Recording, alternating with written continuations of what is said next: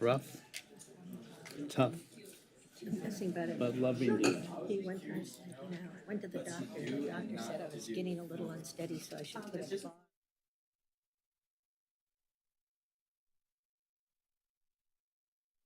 That's my Bob. That's funny. Good evening. Welcome to the Santa Monica City Council meeting for September 10th, 2024. And we're going to start the meeting. First, we want to remind all of you to turn your phones on mute because you don't want us answering the phone for you. And we don't want the meeting disrupted. Could everyone stand? And could Vice Mayor Negrete, could you lead us in the Pledge of Allegiance today? Ready, begin. I pledge allegiance to the flag of the United States of America and to the republic for which it stands, one nation, under God, indivisible, with liberty and justice for all. Clerk, could you call the roll? Yes, and just to be clear, we're opening both the special and the regular meetings of the Santa Monica City Council, so this is attendance for both meetings. Councilmember Zwick? Not here yet. Councilmember Parr? Here. Councilmember Davis? Here. Councilmember Terrosis? Also not here yet. Councilmember De La Torre? Here. Mayor Pro Tem Negrete? Here. And Mayor Brock. Here. Okay, will anybody recusing themselves from any items on the agenda tonight pursuant to the Levine Act? Hearing none. Mayor, did you want to do some agenda management? Yes. We'd like to have the special accommodations proclamations first, and I'm going to ask that Lares be the first proclamation tonight. Is that a motion? So moved. Second. It is, yes, it is a motion. It's been moved and seconded. All in favor? Second, I'm Aye. sorry. Vice Mayor Negrete seconded. Thank you. So item 3D, Lares Restaurant, commendation for Lares Restaurant. Did we have to vote or acknowledge that? I'm sorry? Did we have to say yes to the agenda management? You did. Okay. I somehow It missed happened so that. fast. We all voted for you. Oh, thank you.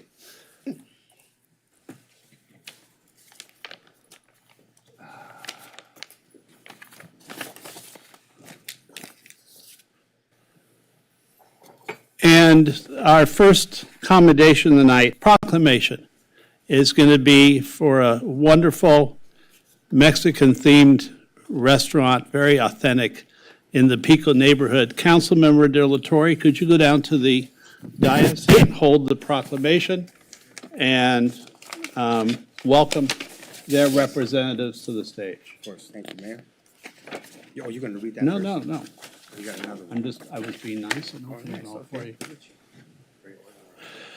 So this is a restaurant I think many of us on this dais are very, very, very fond of. And so I'm going to read this, and then we're going to have the family come up, and a representative family can talk about their wonderful place on East Pico Boulevard in Santa Monica. And I'm going to give you a lot of whereases. So stay tuned, because the whereases, while not important, are always part of a proclamation.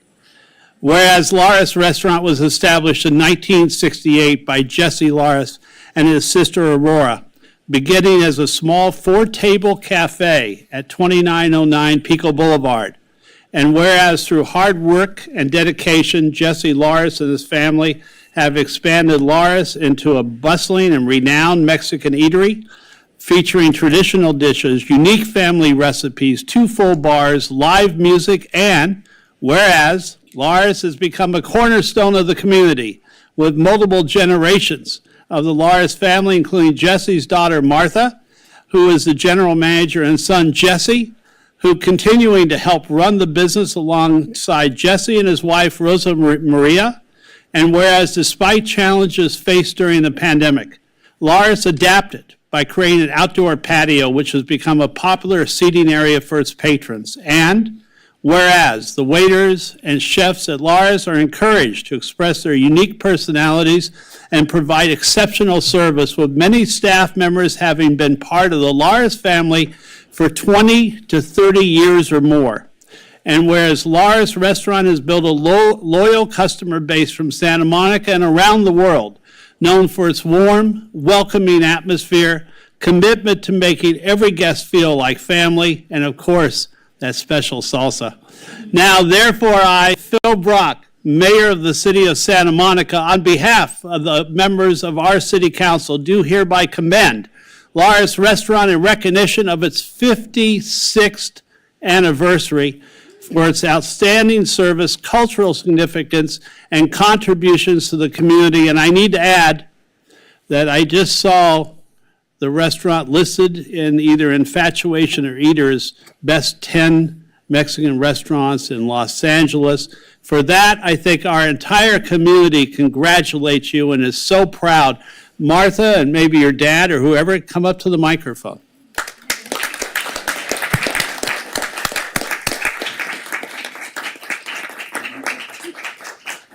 Hello, everybody. We are humbled and honored, and we truly appreciate everybody's support. Can't be done without the community and council members and Mayor Phil Brock. Thank you so much. We are indebted to everybody that continues to support us, and we truly love what we do.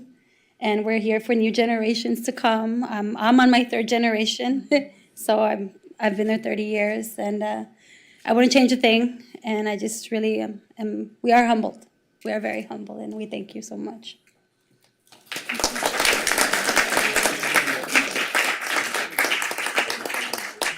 And then we'd like all of you to come up into the well that you can. Come on up.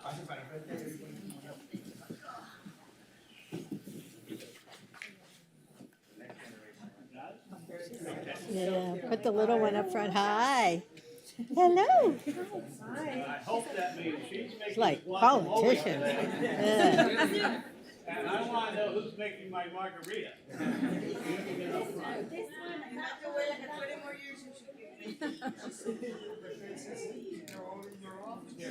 I'm gonna scooch over here. Oh no, then Phil moved. Now I'm scooching over here. You're the star. Yay! Everyone? Let me go this way. Oh, sorry, okay.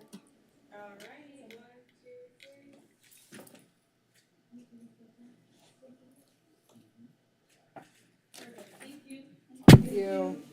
Yeah, it's fine.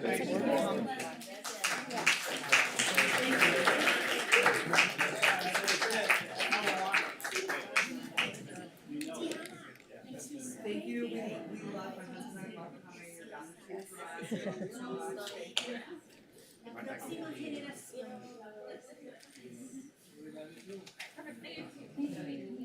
Your down Muchas gracias.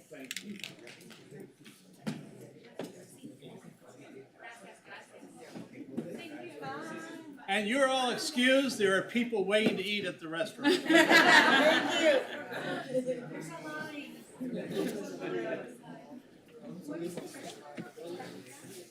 Okay, next.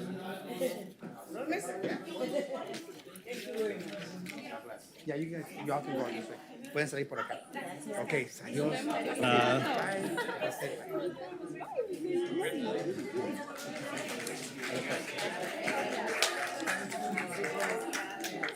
That was very nice. What's our next one?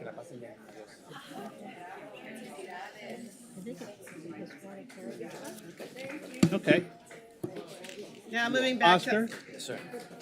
would you like to read this one? Yes, sir. You want me to- Okay. And Christine? moving back to item 3A, proclamation for sustainable September. Oh, There you go. well, I was wrong. Hold on to that, Oscar. No, 3A is Hispanic Heritage Month. No, it's 3A, Sustainable Hispanic Heritage Month, September I believe. proclamation. Hispanic Heritage Month? Okay, yes, we're going to go to Hispanic Heritage Month. That's 3B or 3A. Well, we're going to go to that. It's not even on my agenda. Oh, cool. We have 3A is. 3A is, yeah, there's no Hispanic Heritage Month on this agenda. I have something here, though. Ours is 3A. Yeah, it's 3A.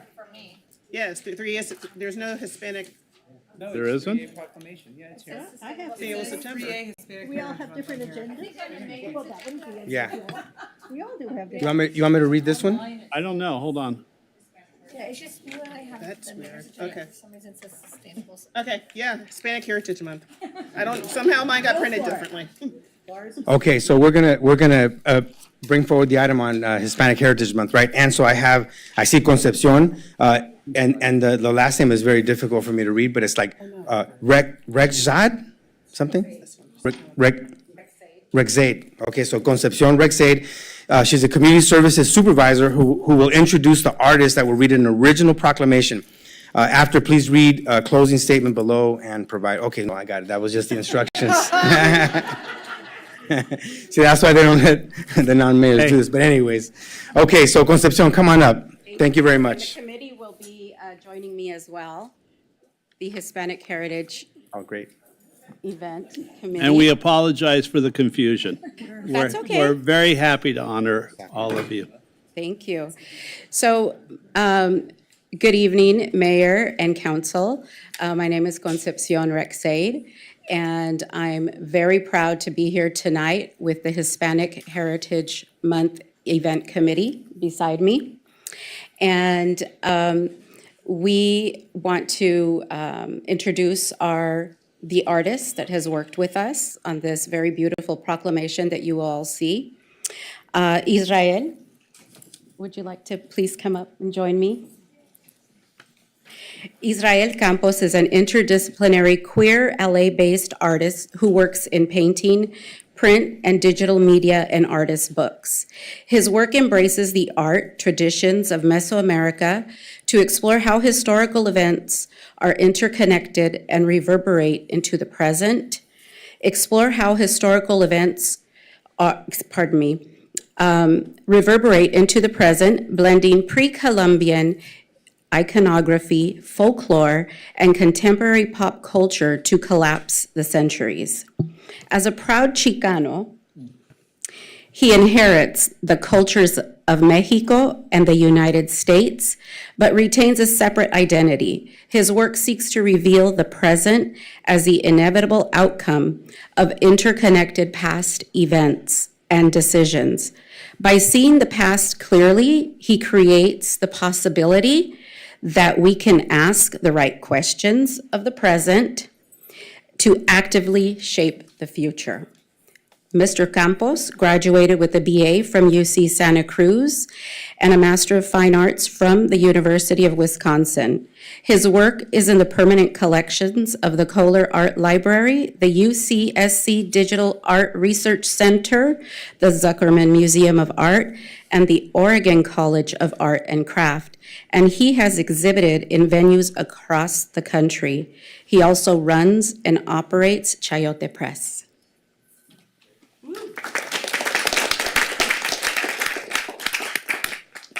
So thank you for hosting me today. So I was honored to receive this commission. It was a pleasure to create this artwork. La Vida es un Carnaval encapsulates the resilience and the joy associated with the cultures of Latin America, with figures in the style of the surviving Mesoamerican codices.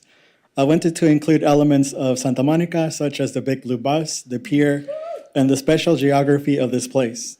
La Vida es un Carnaval is a proclamation that the culture that immigrants from Latin America bring to the U.S. adds to the culture of the country. So now for the proclamation. The title of the piece and of this proclamation is called La Vida es un Carnaval, Life is a Carnival. So it is after a song by the great Celia Cruz. Whereas immigrants from all over Latin America have arrived in the United States in search of a better life, making the sacrifice to leave their home countries behind with the hope of providing a brighter future for themselves and their families and making Santa Monica home. Whereas Hispanic and Latino peoples have also been in this land since before it was part of the United States, before statehood, and before this city was formed. There are Santa Monicans today who proudly trace their lineage back to these families. We have been and continue to be here. Whereas we have brought and continue to bring with us our traditions, cultures, languages, and histories to share with our neighbors. We build strong communities to make the city a better place for everyone. Whereas we celebrate birthdays, weddings, quinceañeras, holidays, graduations, and everything in between. We dance, play music, make art, share food, and spread joy through family, culture, and belonging. Whereas we came from places all over Latin America and Europe and will forever carry the memory of our ancestral countries, we embrace Santa Monica as our home and unite with our neighbors to make the city prosper and grow. Thank you. And Councilmember Parra is coming down to present the proclamations. Uno en inglés y otro en español.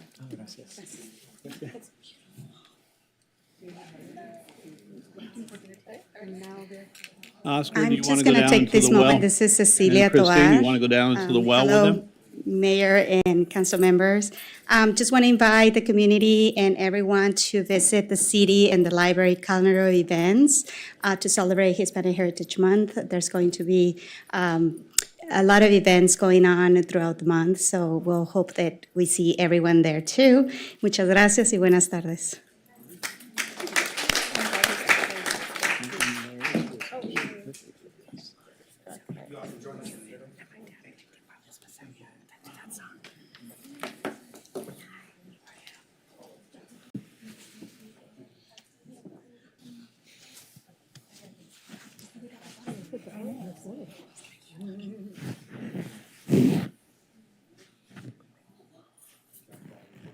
Oh, sorry. Here, want me A lot of go down too.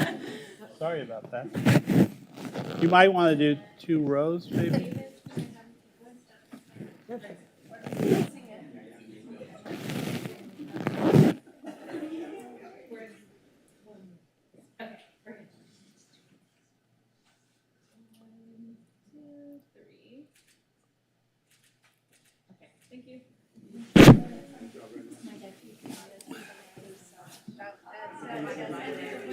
Let's have another hand for them, please.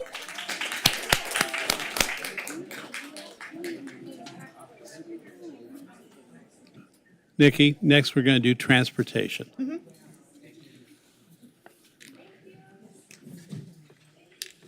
Item 3B. Item 3B, proclamation for Transportation Demand Management Week. Councilmember Zwick, would you like to hand them the proclamation in a minute?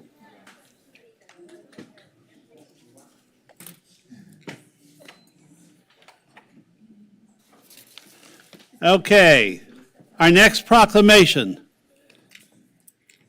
If you're waiting to come up for that, you can at least come up to by the microphone so you're ready. And Councilmember Zwick will meet you at the podium.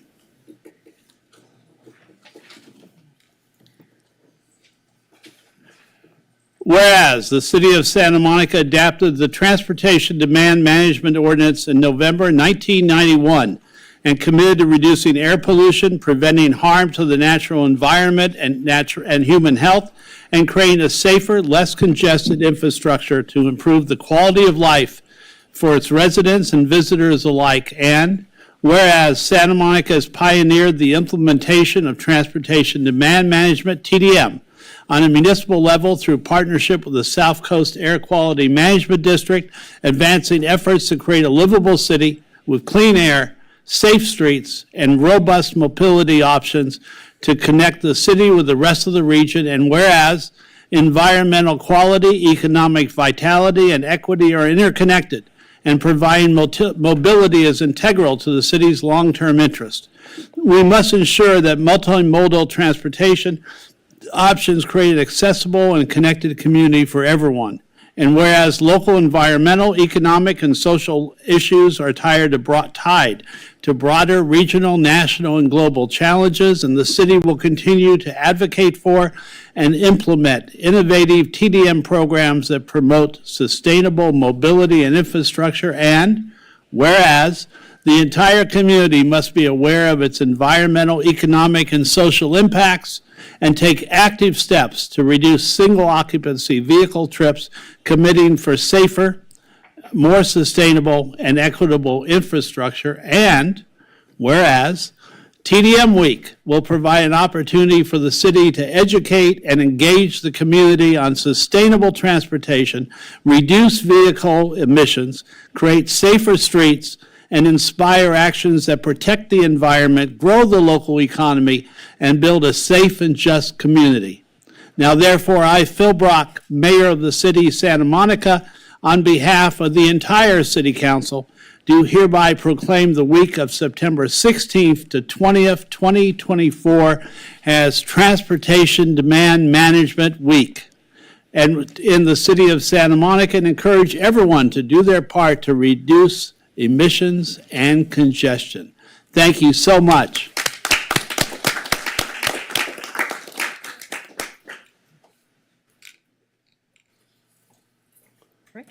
Thank you, Mayor Phil Brock and members of the City Council for honoring September 16 to 20 as TDM Week.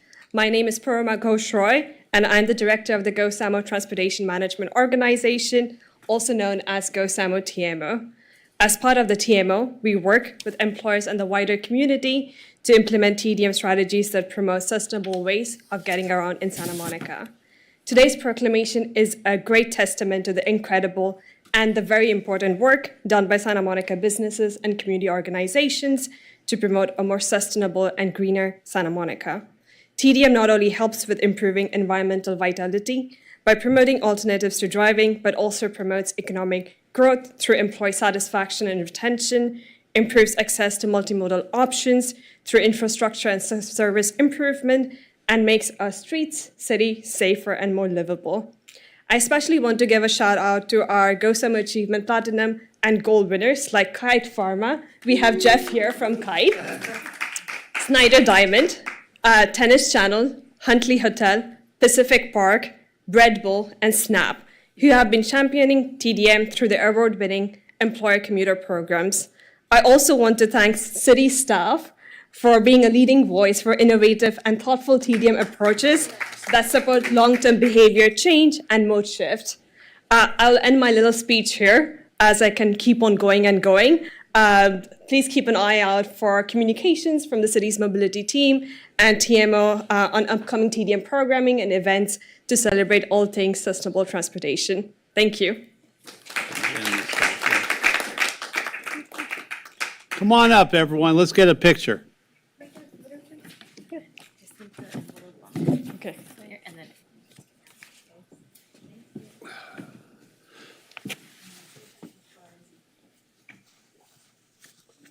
Don't stand in front of me, because you know what I'll do. We need to move, no, why don't you move to the far left?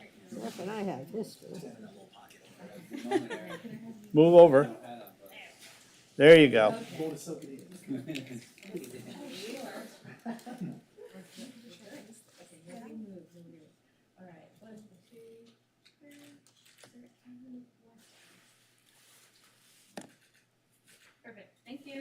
Thank you so much. Another hand.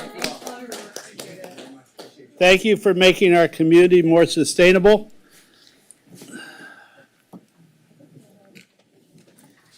And lastly, Now moving to item 3C, proclamation for United Against Hate Week.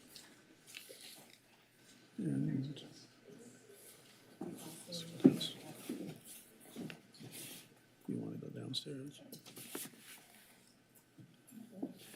Okay. Is there anyone here? Yes, they're coming right up. Ah, there they are.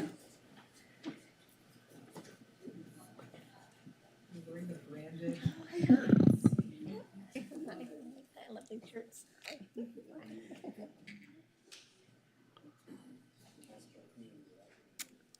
Whereas the city of Santa Monica embraces and celebrates its diverse history, cultures, and traditions while recognizing that this diversity is fundamental to our city's vitality, innovativeness, and global standing. And whereas the city of Santa Monica also acknowledges that over the course of history, many of the marginalized peoples and communities who have lived on this land and in this city have experienced horrific acts of hatred, discrimination, and systemic oppression.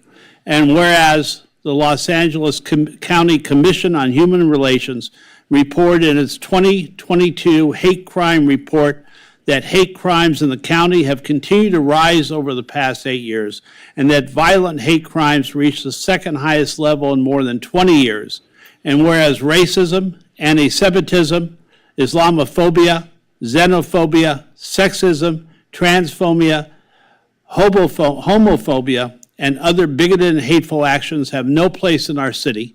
And whereas in 2017, Santa Monica City Council unanimously adopted a resolution embracing diversity, rejecting hate and discrimination, and clarifying the city's role in enforcing federal immigration law. And whereas in 2020, the city of Santa Monica further advances commitment to its stated values of equity, inclusion, and safety by adopting a racial equity statement that acknowledges the effects of generational and institutional racism and its consequences that continue to impact its residents. And whereas in 2023, the Santa Monica City Council adopted racial justice, equity, and social diversity as a priority, demonstrating its commitment to allocating resources and funding to improve the safety and well-being of the community. And whereas the city of Santa Monica is a community that is welcoming to all and that promotes safety, a sense of belonging,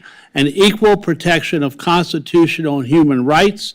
And whereas the city of Santa Monica encourages all citizens, no matter their party preference, to be civically active and participate peacefully in the upcoming election. And whereas the city of Santa Monica supports United Against Hate Week and LA versus Hate campaigns, which empower residents to take action in their local communities to stop the hate and prejudice that are a dangerous threat to the safety and civility of our neighborhoods and cities. Now, therefore, I, Phil Brock, Mayor of the City of Santa Monica, on behalf of the entire City Council, do hereby proclaim the week of September 21st to 27th as United Against Hate Week in the City of Santa Monica, and encourage all residents to join me in this wonderful observance. Thank you.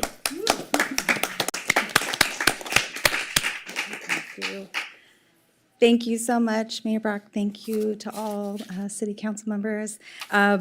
My name is Erica Bell. I am the Santa Monica Malibu Council of PTA's Executive Vice President. I'm here tonight with April Anderson, the SMMPTA DEI Committee Chair, and with Claudia Batista, our SMM Classroom Teachers Association President. And we are so honored to be here tonight to accept this proclamation on behalf of LA versus Hate. And in Santa Monica, we take pride in diversity of our community, but we also recognize that this diversity brings with it a responsibility to stand up against hate in all its forms and celebrate differences rather than fearing them. United Against Hate Week isn't just an event, it's a call to action. It's a time for our schools, our neighbors, and our community to come together and take a clear stand against intolerance, racism, and discrimination.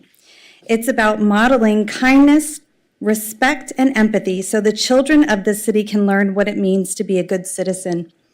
Santa Monica is more than just a city, it's a community that understands the importance of unity. By participating in United Against Hate Week, we remind ourselves that we are stronger together.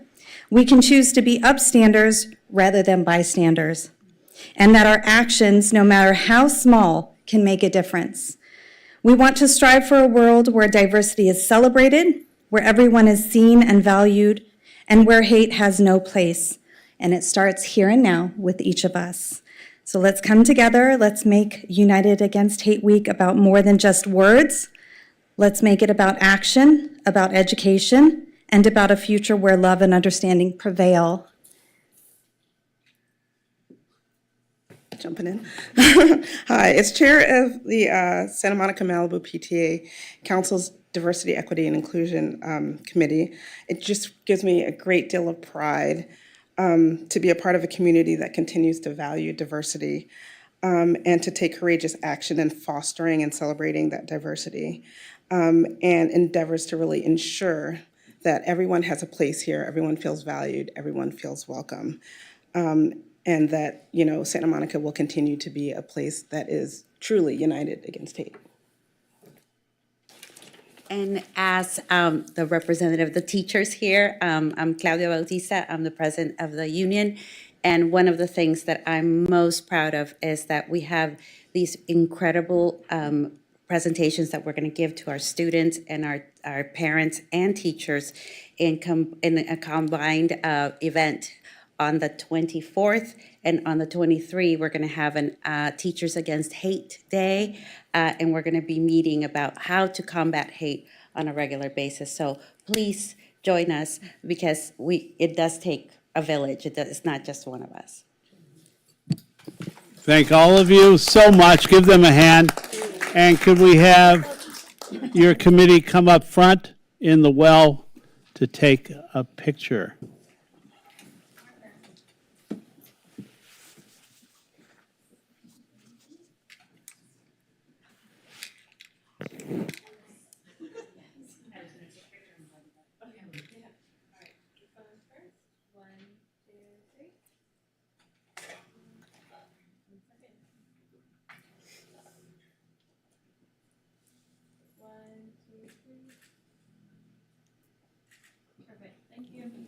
Thank you all so much. Thank you, ladies. Really appreciate it.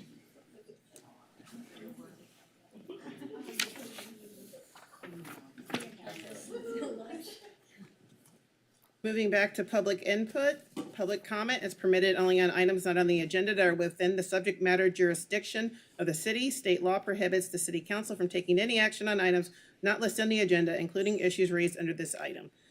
And it looks like we have 8 speakers. I'm going to call the first 5 names. If you could please all line up by the podium across from me. Bill Francis, Charmaine, Denise Barton, Robbie Steinberg, and Sam Kim.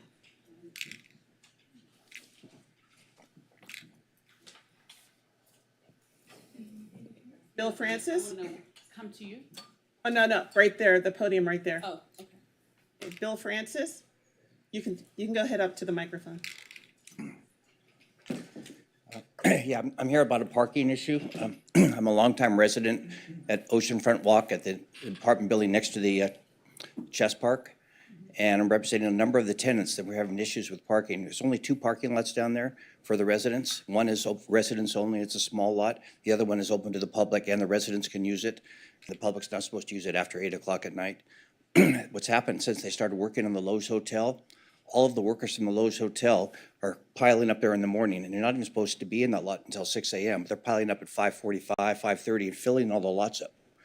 So we can't leave, as tenants down there, we can't leave our parking spots because we come back and there's no place to park. I have a disability placard. I've had 2 foot surgeries, and I have a chronic plantar fasciitis, so sometimes I just have to sit in my car and wait for a spot to open up, sometimes for 2 or 3 hours. There's no other parking available. So I think the solution would be the Lowe's Hotel workers maybe should be parking off-site, and maybe they should arrange for buses to bring them in rather than taking up all the public lots. There's not even any room for the people going to the beach to use these lots now, because they use it from basically 6 in the morning till 3:30 or 4 in the afternoon. Otherwise, maybe make that lot not open until 7 a.m. for the public, because there aren't many people coming to the beach between 6 and 7 anyways. And at least if you left it open until 7 a.m., that would give people to leave, give me a chance, or other tenants to leave and come back and find a parking spot. In the past also, the city used to have a parking manager, a parking monitor in lot 2 in the summertime, especially on weekends, to always save 4 or 5 spots for the tenants. It's a relatively big lot, and maybe there's 60 or 70 places in that lot, maybe 80. And they used to always have a monitor on weekends. We'd always save 4 spots for residents. So he would close the gate otherwise. And so that's it. Can I ask a question? Yes, Are you a rent control tenant? yes. Maybe our staff can connect with you because you do have certain rights, and it might be helpful. I mean, I can talk to him if you want me to, but I would love to. have you Yeah. talked to the rent control agency? No, I have not, but what I have talked with is there's a parking facilities manager named Pedro Contreras. Yeah, He it told would me he's be- subcontracted. It would be different. I don't want to start like giving advice or anything at this okay. point, but I think we should just chat with you offline. Okay, Thanks great. for Okay, coming. yeah, could we, as a rule, we have not asked questions this year of people at the podium, so thank you for observing that. Thank you very much, sir. Somebody will contact me? Yeah. Yeah.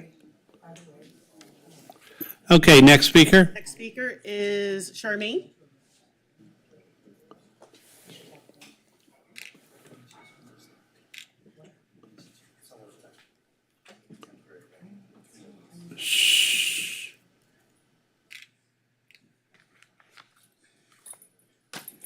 Hi.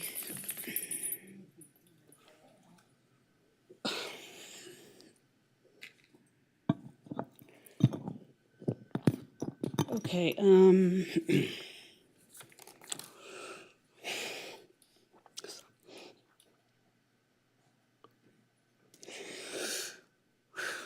this is hard. The fire chief sent me here. Okay. And I've been working with the chief of police.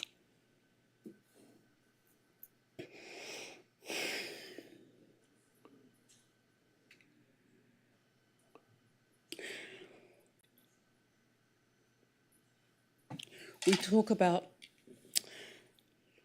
no hate, right? And discrimination. But that's all I've experienced, to the point that my children have now been abducted because people who don't understand not to judge by the color of our skin came into my world and made it so. And the reason why I'm bringing it up, because it reflects on what happened to me today, because it continues to happen. So I have not seen my babies since 2016, because the Santa Monica Police Department decided to talk down to me and my children. But that's not the point. What I want to talk about is these microaggressions. So at TriFit this morning, I will go in there as a member. I will be turned away from Gina, who will tell me to leave and aggressively shout at me. She shouts at me because I got stuck in the elevator at the pool. Not my fault. The police had to come and find. Not my fault, but I was told I was not allowed to be there. This is what I talk about, aggression and microaggression. It affects me, it affects my health. I'm in and out of the hospital because it continues. At the Bay Club last week, same problem, a woman screaming at me at 8 o'clock in the morning on a Sunday, and I'm in the shower. Yet I see this Caucasian face in front of me screaming, and my dog is scared, and we're inside the shower, and I can't even have the privacy and respect to take a goddamn shower, right? But this woman is entitled. And so when Diane tells me, hey, Charmaine, don't worry, I'm going to take care of it, guess what I do? I say, I trust. You're over time. I apologize, but we have a pretty strict rule. I let you go over by over a minute. Thank Okay. you very much. There's something that needs to be done. Okay, thank you, Bam. Next speaker. Denise Barton.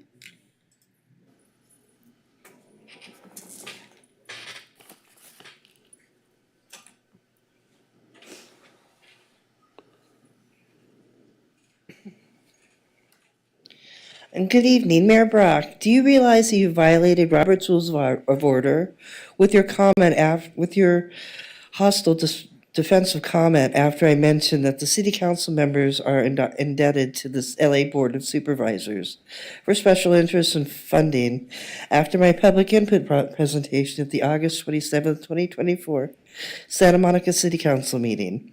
Then on the same night, the city council left the public waiting for hours while the city council was at closed session. I thought the mayor said he wasn't going to disrespect the public like that previously. But to all of you sitting up there, it's all right to be offensive to the public by not caring about their time. In addition to continuing items people were waiting to speak on, showing again that you think that your time is more important than the public's. And you canceled the meeting in August, so there's no excuse. Finally, on the subject of misused taxpayer funds, I have to question you spending so much fighting the district voting case. Just an example of you using taxpayer funds against residents. Or what about the RENA unit numbers increase? The residents wanted you to fight that, but you didn't. It's just another example of you using taxpayer funds against residents. While City Manager David White sits up there, hires more employees for City Hall, and says more funding for the police will result in service cuts for the residents. Again, using taxpayer funding against the residents, property owners, businesses, and visitors. Thank you. Thank you very much. Robbie Steinberg.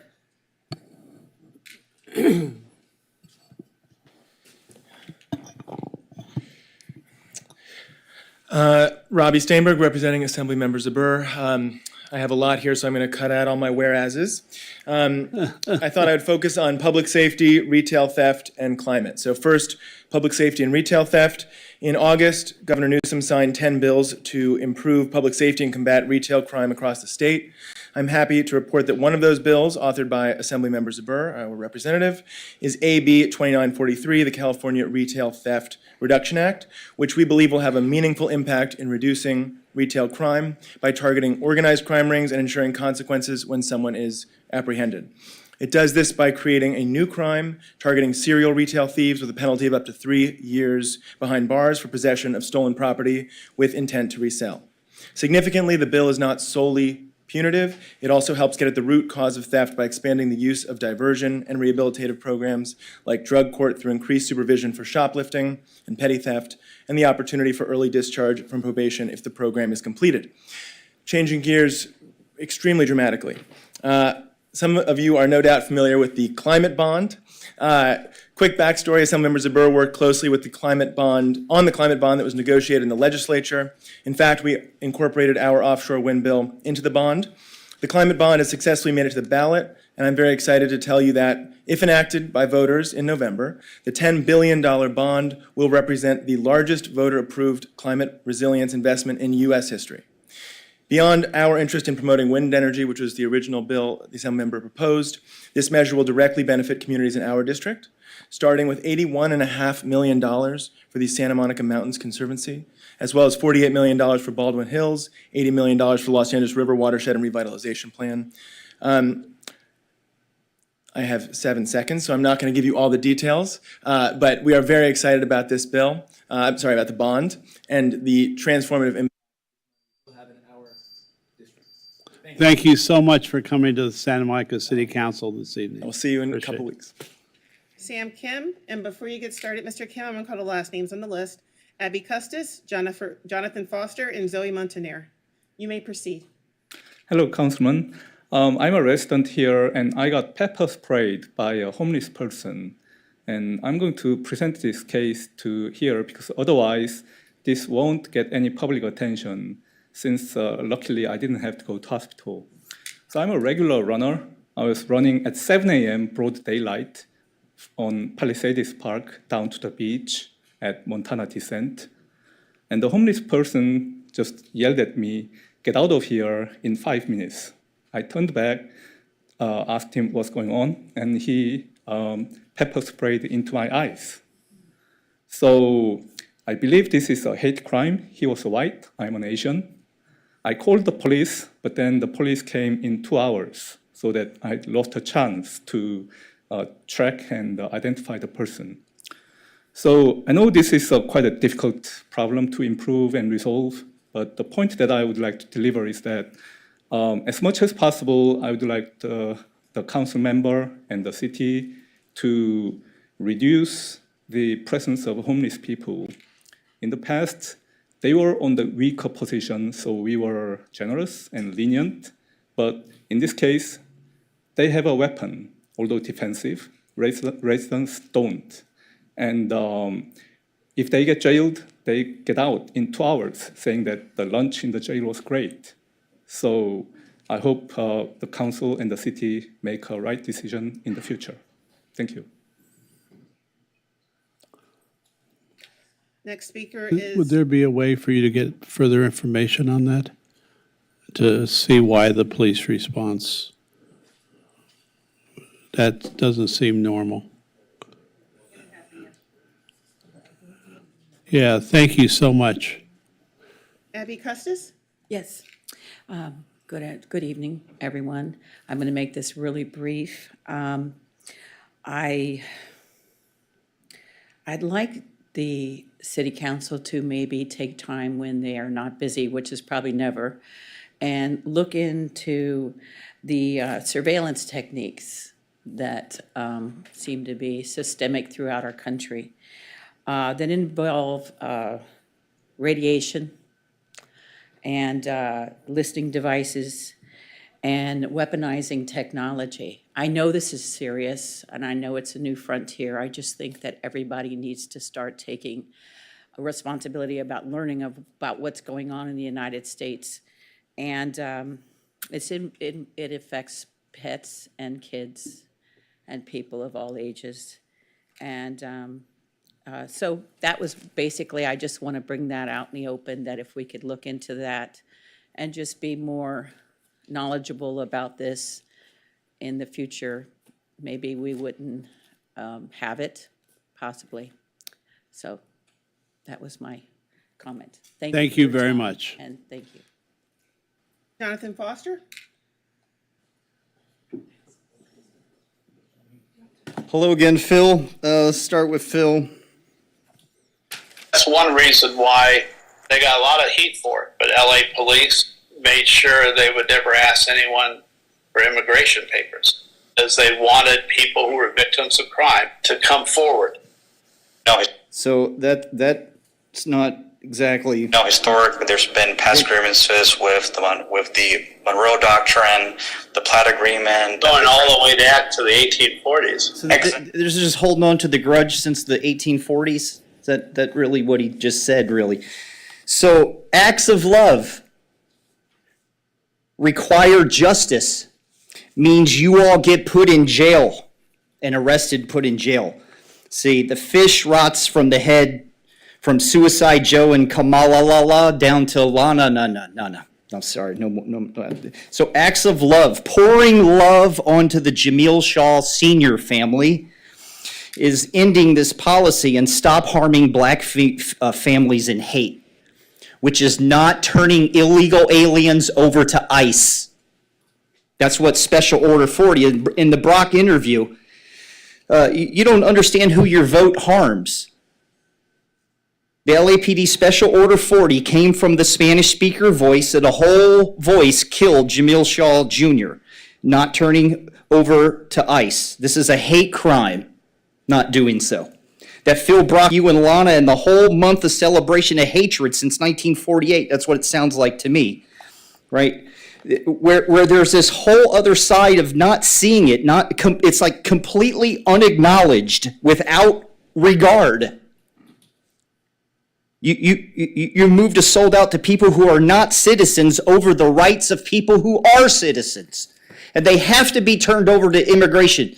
And you need to be arrested, and you need to be arrested. This whole voice needs to be arrested. Thank you very much, sir. And Zoe Montaner.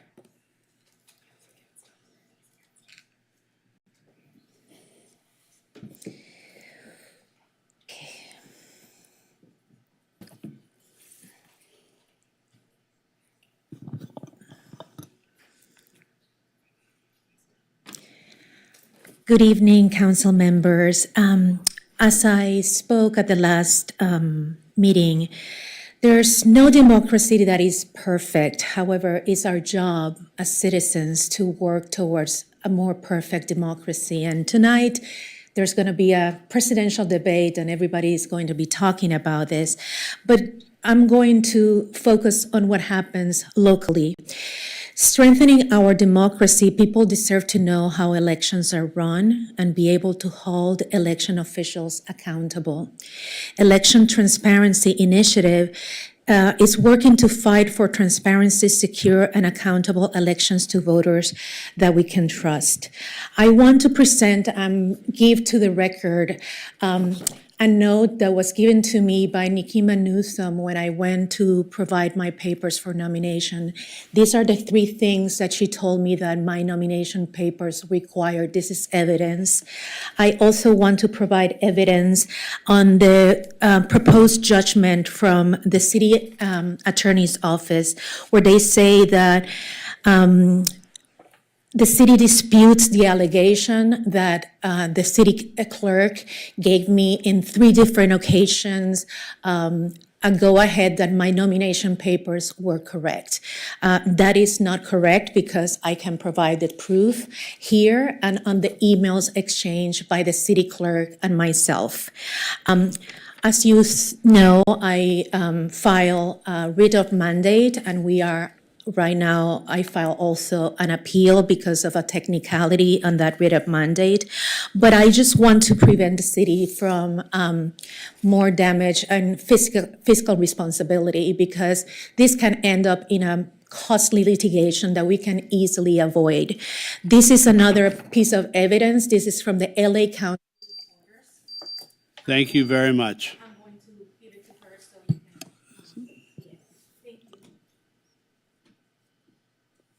We'll now move on to public input for agenda items under closed session, special agenda items, and consent calendar only.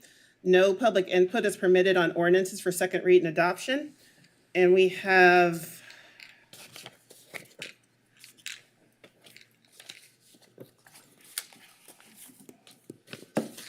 five speakers for this item. If you could please all line up by the podium. Maria Loya, Anna, Mike Feinstein, Denise Barton, and Natalia Zernitskaya.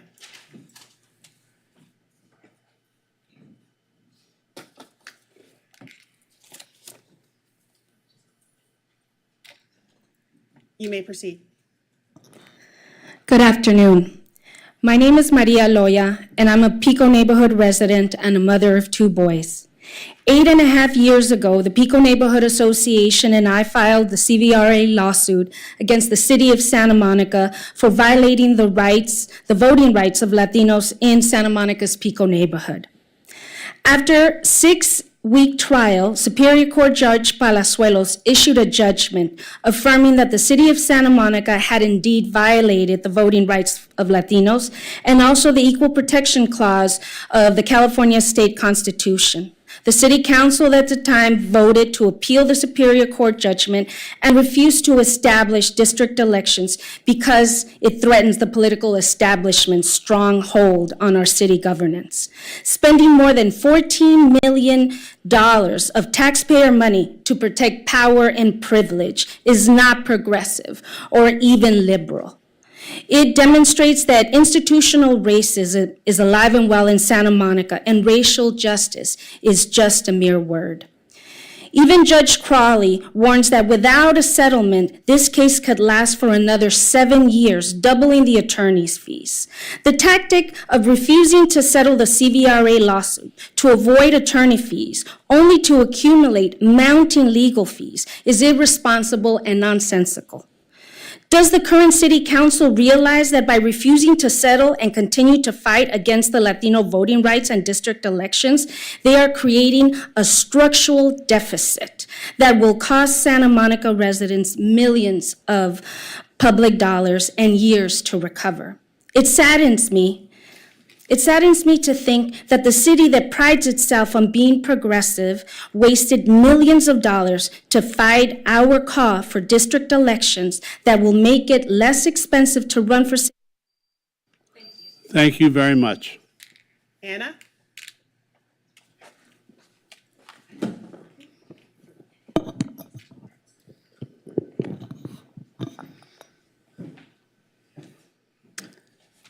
Hello. A man was stabbed to death in my alley on Friday. The killer isn't loose. Last Wednesday and Thursday, I spoke to no fewer than 24 of my neighbors. This is in advance of that killing. Every single neighbor had at least one story of a crime that was committed against them or a member of their family within the last 2 years. You guys say that you'd like the city to be safer. Your dollars are our dollars. You are responsible for our money and our safety. Today, you will be voting on item 4A in closed session, the CVRA case. You are required to spend our money wisely, not waste it. We need police in our parks. We need police on our streets. The residents of this city, the business owners of this city deserve, and it's your requirement to ensure our public safety. I am telling you right now that one of the people who I just met outside of this council chambers happens to be the gentleman that I met on Wednesday. I looked and said, "Sam, is that you?" And he said, "Yeah." I said, "Wait, didn't we just meet? Don't you live around the corner from me?" He said, "Yeah." I said, "What brings you here?" He said, "I was peppered spray, hate crime." Thank you very much. Next speaker is Mike Feinstein. You got your cell phone. That's not mine. Zoe's? You can leave. You can just leave it. I'll grab it. Yeah, Mike Feinstein, Ocean Park. I'm here as a supporter of voting rights, and that's why I want you to not settle the case. The CVRA case against Santa Monica is an inappropriate attempt to use a well-intended law in the wrong circumstances in a way that doesn't apply to our community. The wild theory of the case is that if a protected class of voters votes somehow differently than the rest of the electorate, that automatically that means you throw out your voting system and change to a voting system that wasn't approved by the voters. And to bolster that case, of course, they cited the fact that Tony Vasquez lost once, but not that he was elected 3 times. Finally, because Santa Monica had the spine to fight back against this, has gotten to the state Supreme Court, and the state Supreme Court has shown that that theory of the case is simply invalid. And what the court said is to actually have a basis for changing a voting system, you have to go and have a deep dive into the local circumstances of that community and show how a different voting system would be substantially different in the representation for a protected class. But the idea that we're going to go back 6, 8, 10, 12 years and speculate on a local election and say, oh, if we had had a single seat winner-take-all difference, it would have been substantially different. How do we know who would have run? How do we know who would have gotten an endorsement? There is no way, and therefore the plaintiffs are going to lose because they cannot prove that things would have been substantially different under a different voting system. They're coming back to you time and time again because they're running out of money, because and they come back to you with lower and lower asking amounts. My speculation, I'm not hearing from closed session, but they still want to have their districts because it would be so shameful at this point for them to lose. The reality is you're going to win the case, and it's going to compel the state of California to actually improve this law, which it can be improved in many ways. So stay the course, please. Thanks. Thank you very much. Next speaker is Denise Barton.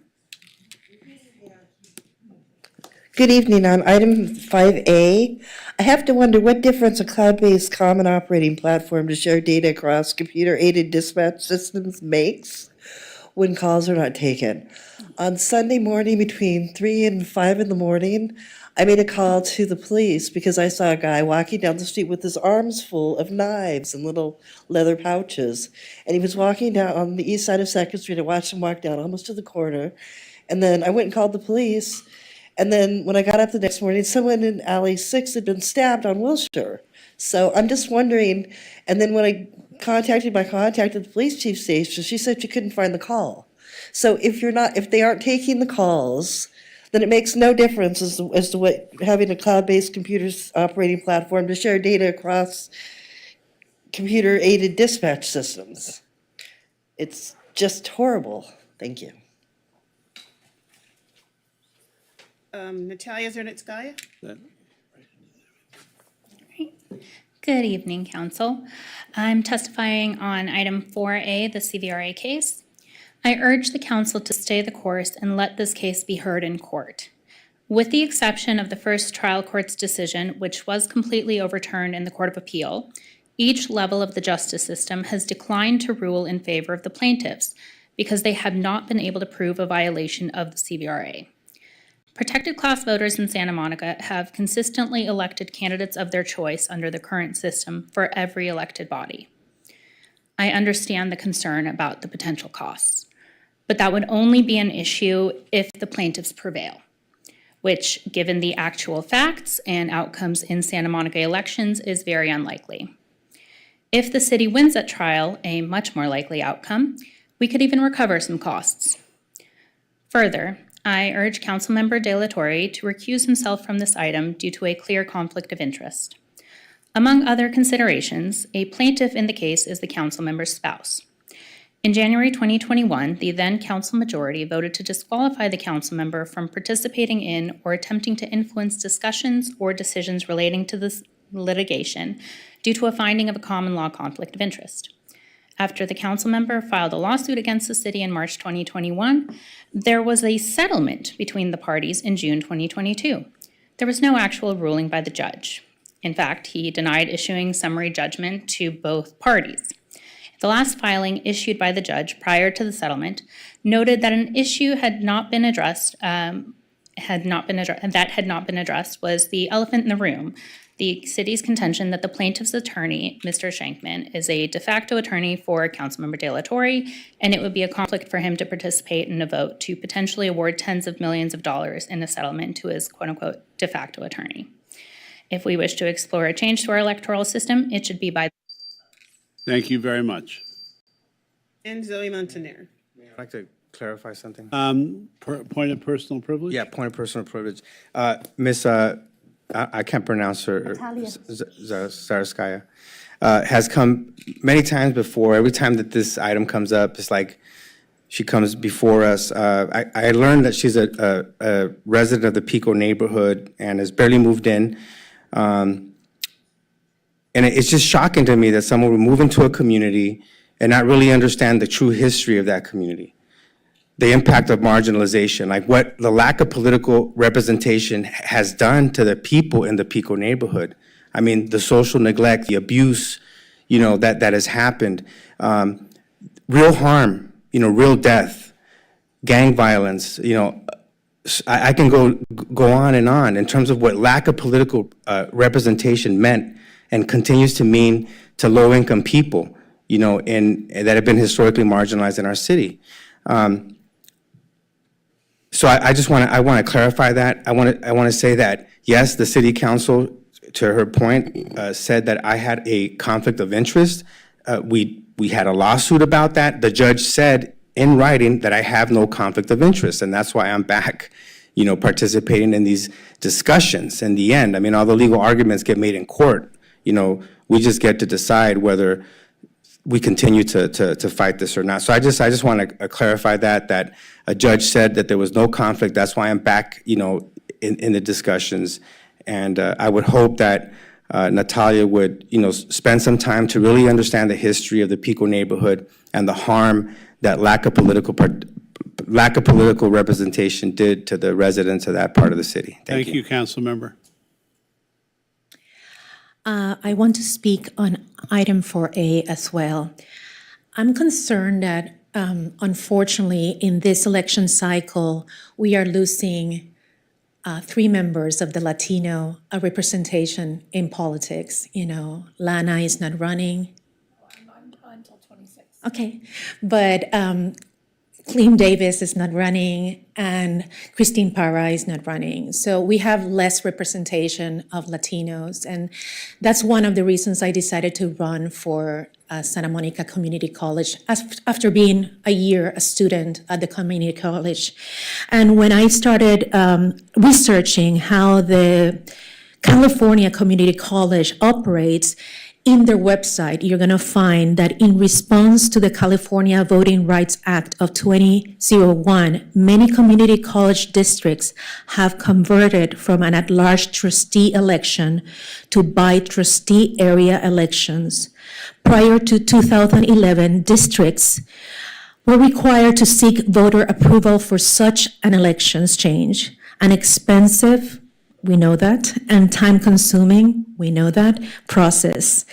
The legislature has established a more streamlined process for changing election systems that does not require voter approval, which requires a series of public meetings to ensure public input into the adoption of new election maps and approval by the California Community College Board of Governors. So this is happening already, and I wanted to lead the effort in Santa Monica College, and I don't know if because of that, I found myself in this issue of my papers not being certified. But I just want to bring to the attention that Latinos are losing representation, and the fact that we are in Hispanic. Thank you very much.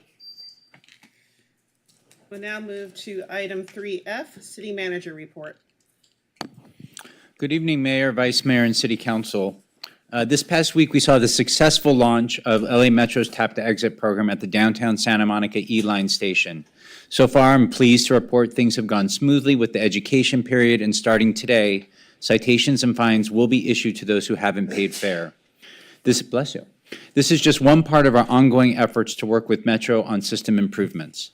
In February of this year, working with our Housing and Human Services Department, Metro contracted with Christ-Centered Ministries to provide end-of-line outreach services on certain weeknights from midnight to 3 a.m., aligning with nightly end-of-line service on the E-Line. The outreach team offers services to anyone exiting the train who may be experiencing homelessness, working with willing participants to arrange transport to available shelter and crisis beds in the greater Los Angeles area.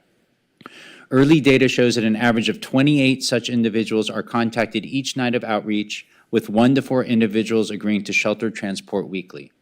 I'm encouraged by the progress we've made and look forward to continuing our partnership with the county and Metro. In other positive news, on the heels of 3 amazing new openings on 3rd Street Promenade last week, I'm pleased to say that economic recovery continues to move full speed ahead in Santa Monica. We could not be more excited to celebrate the ribbon cutting of the beautiful new Regent Santa Monica Beach. You may remember that earlier this year, Forbes travel guide named Regent Santa Monica Beach one of the 30 most anticipated hotel openings in the world in 2024. And recently, Eater LA included the hotel's restaurant Orla as one of the 11 most anticipated restaurant openings in Los Angeles this fall. This has been a long-awaited opening in our downtown, and it shows continued confidence and investment in Santa Monica as a destination for luxury hotels and high-end dining.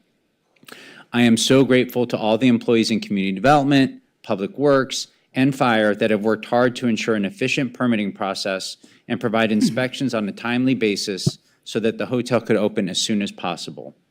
And a few final notes before I hand it back over to you, Mayor.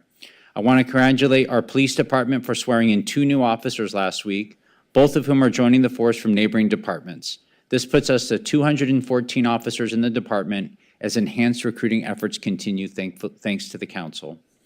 Weekends are never dull in Santa Monica. I quite enjoyed, and I'm sure all of you did as well, seeing all the four-legged friends this past weekend at Day of the Dog on Main Street. It is absolutely, as a dog owner myself, one of my favorite events here in Santa Monica. And happy 115th birthday to the Santa Monica Pier, which hosted a fun gathering this past Friday.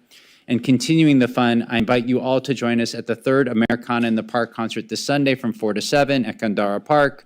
featuring some country jams. And with the temperatures cooling, I'm looking forward to seeing everyone dancing in the middle of the park as opposed to the sides. So thank you very much, Mayor. I hand it back over to you. I had a question for you. Sure. First, can we see some of your dance moves? Nope. Okay. And then secondly, the Christian ministry that's working at the end of train is how many days a week? 2 nights every week for sure, and then they alternate a third night. And this is funded by? Metro, I'm assuming. And have we made impression upon them about how this needs to be 7 nights a week? Because that means 5 nights a week are unsupervised. Correct. Yeah, we have worked with them to express our desire to see all the services expand that they're providing. So we are continuing to press for that. Absolutely. Thank you, sir. You're welcome. We'll now moved on to closed sessions. Item 4A, existing litigation, Pico Neighborhood Association and Maria Loya versus the City of Santa Monica. Item 4B, existing litigation, Yossi Govrin and others versus the City of Santa Monica and others.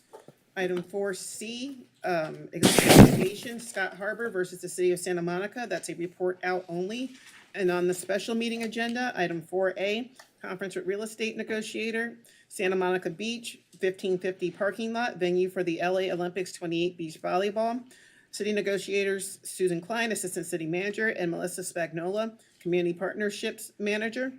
Venue negotiators, Vic Knoll, Director, Venue Cities Relations, Los Angeles Organizing Committee for the Olympic and Paralympic Games 2028. Under negotiation are price and terms of payment. And do we have a time schedule from the city attorney? I'd say an hour and a half That to I 2 could try and hours, so truncate. 8:15 optimistically.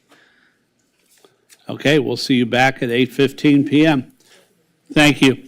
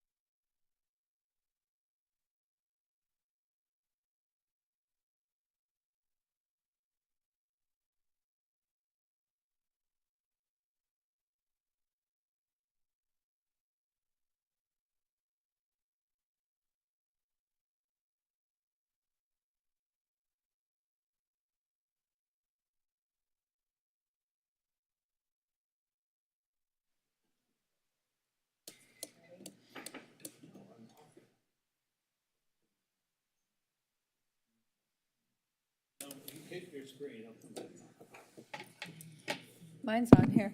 Just hit your Oh. icon thing, there you go. Mayor, would you like me to go ahead and report out? Yes. Yes, I would. And we are back, and we apologize for taking so much time in closed session, but we had a number of really serious items that we had to discuss. So we thank the public for their forbearance, and we turn to our city attorney for a report out. Yes, first of all of the items were heard. There was no report out from today's items. But on the report out item that's listed on the agenda in Harbor versus City, that was a personal injury case that settled for $2.5 million, primarily funded by insurance proceeds. The council approved the settlement at the June 11th meeting with a vote of 6-0 with Councilmember Dillatore absent. That's all.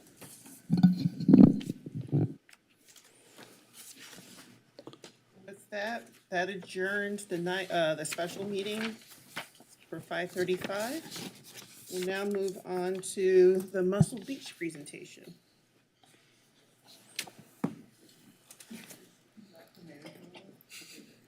Yes, it is the mayor's moment, and it's Muscle Beach.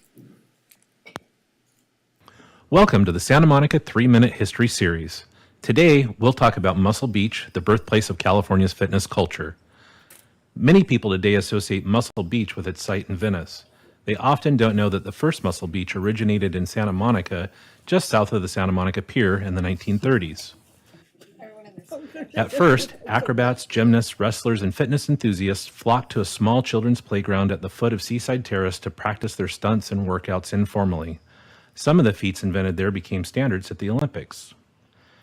Their impressive activities soon attracted onlookers, and Muscle Beach became a tourist hub as well as a popular site for bodybuilders and performers to learn, practice, and show off their skills. The area was expanded with New Deal money in 1939 with a larger platform and seats for the growing crowds. Abby Stockton, who grew up with the nickname Pudgy, became a pioneer for women's fitness at a time when weightlifting was considered a masculine activity. At Muscle Beach, Stockton's feats of strength and athleticism paved the way for women in the sport. Miss Muscle Beach and Mr. Muscle Beach contestants were established to celebrate strength. Popular fitness coach Jack LaLanne, who started his career on Muscle Beach, described it as a perfect place to show kids that anything was possible. In the 1950s, at the height of Muscle Beach's popularity, photographers like George Tate captured its daring feats and culture of athleticism. With its widespread recognition, Muscle Beach kickstarted California's fitness culture, which empowered more people to seek outdoor exercise and physical health. Muscle Beach bodybuilders also became the pioneers of the national fitness movement by founding gyms, inventing equipment, and teaching others. Famous figures like Arnold Schwarzenegger and Joe Gold, the founder of Gold's Gym, got started on Muscle Beach. Many bodybuilders also posed for the beefcake photography, celebrating the male body pioneered by photographer Bob Miser. Because of Muscle Beach's overt physicality and associations with gay culture, City Council succeeded in clearing it out in 1959. A new outdoor gym in Venice replaced the original. In the late 1980s, Muscle Beach alumni successfully advocated for new outdoor equipment at the old Santa Monica site. The area features a marker recognizing it as the original location of Muscle Beach, the birthplace of the physical culture boom. Thank you, Jeremy. Thank you, History Museum. Thank you, Conservancy. And know that the entire series this year is available, and we'll have more 3-minute videos every council meeting through December. So thank you all for participating, and I want to thank their sponsors as well that have kept this series going. I think it's entertaining and a good taste of Santa Monica history. Okay. We'll now ask if any council members have any reports on travel since our last meeting. And this is only city-funded travel. Correct. No, I was gonna mention that I met with the mayor of Grants Pass a week ago Friday, but it's not city-funded. Thank you. Okay, we'll now move on to the consent calendar. All items will be considered and approved in one motion unless removed by a council member for discussion. In accordance with Charter Section 615, the adoption of all ordinances and resolutions shall be by reading of title only unless a council member present dissents. No public discussion is permitted on ordinances for second reading and adoptions. And I have no notes that anyone wanted to have anything pulled tonight. Second. Councilmember De La Torre? Yes. Councilmember Torosis? Yes. Mayor Pro Tem Negrete? Yes. Councilmember Davis? Yes. Councilmember Parra? Yes. Councilmember Zwick? Yes. And Mayor Brock. Yes. We will now move on to item, we got public input. Public input on remaining agenda items only. Public comment is permitted only, public comment is permitted on ordinances for introduction and first reading. No public discussion is permitted on ordinances for second reading and adoption. Looks like we have about 7 speakers here. I'm just gonna call all 7 names at once. Denise Barton, Stephen Harper, Jonathan Foster, Michael Soloff, Dennis Zane, John Katz, and John Smith. Good evening. On item 8A, the Supreme Court's decision on the Grants Pass case. Of the 3 choices given in the staff report, number 1 takes no action to amend the municipal code, and choice number 3 to give direction to continue to monitor what other cities are doing in return with additional legal options. Both say you want to do nothing about the homeless problem in Santa Monica, you just want to leave it the way it is. Although on page 5 or 6 of the staff report, you're claiming that there are no funds or personnel for enforcement, also making it look as though you plan to do nothing. Here I wonder if any of the $40 to $50 million the city spends on homeless services can be cut in any way due to the Grants Pass decision and redirected for law enforcement. Although the city manager, David White, would rather have over 2,100 city employees to make his job easier, and has chosen to play games with the funding for the police, so getting to the 250 officers, the least the police chief says he needs, is not going to happen anytime soon. Right, David White? In ending, I hope you have the desire to go with option 2 and choice number 2, which includes blankets and bedrolls, as a version of Ordinance 4.08.095, prohibition against camping in public places, which would at least show you want a safe and clean city. Aren't you always claiming that's what you want? Although Santa Monica is a known destination for people being released from jail, and now you're allowing homeless to be bussed into the city and dumped, only exacerbating the problem, as you did in the last 2 weeks. Thank you. Next is Thank you very much. Next is Stephen Harper.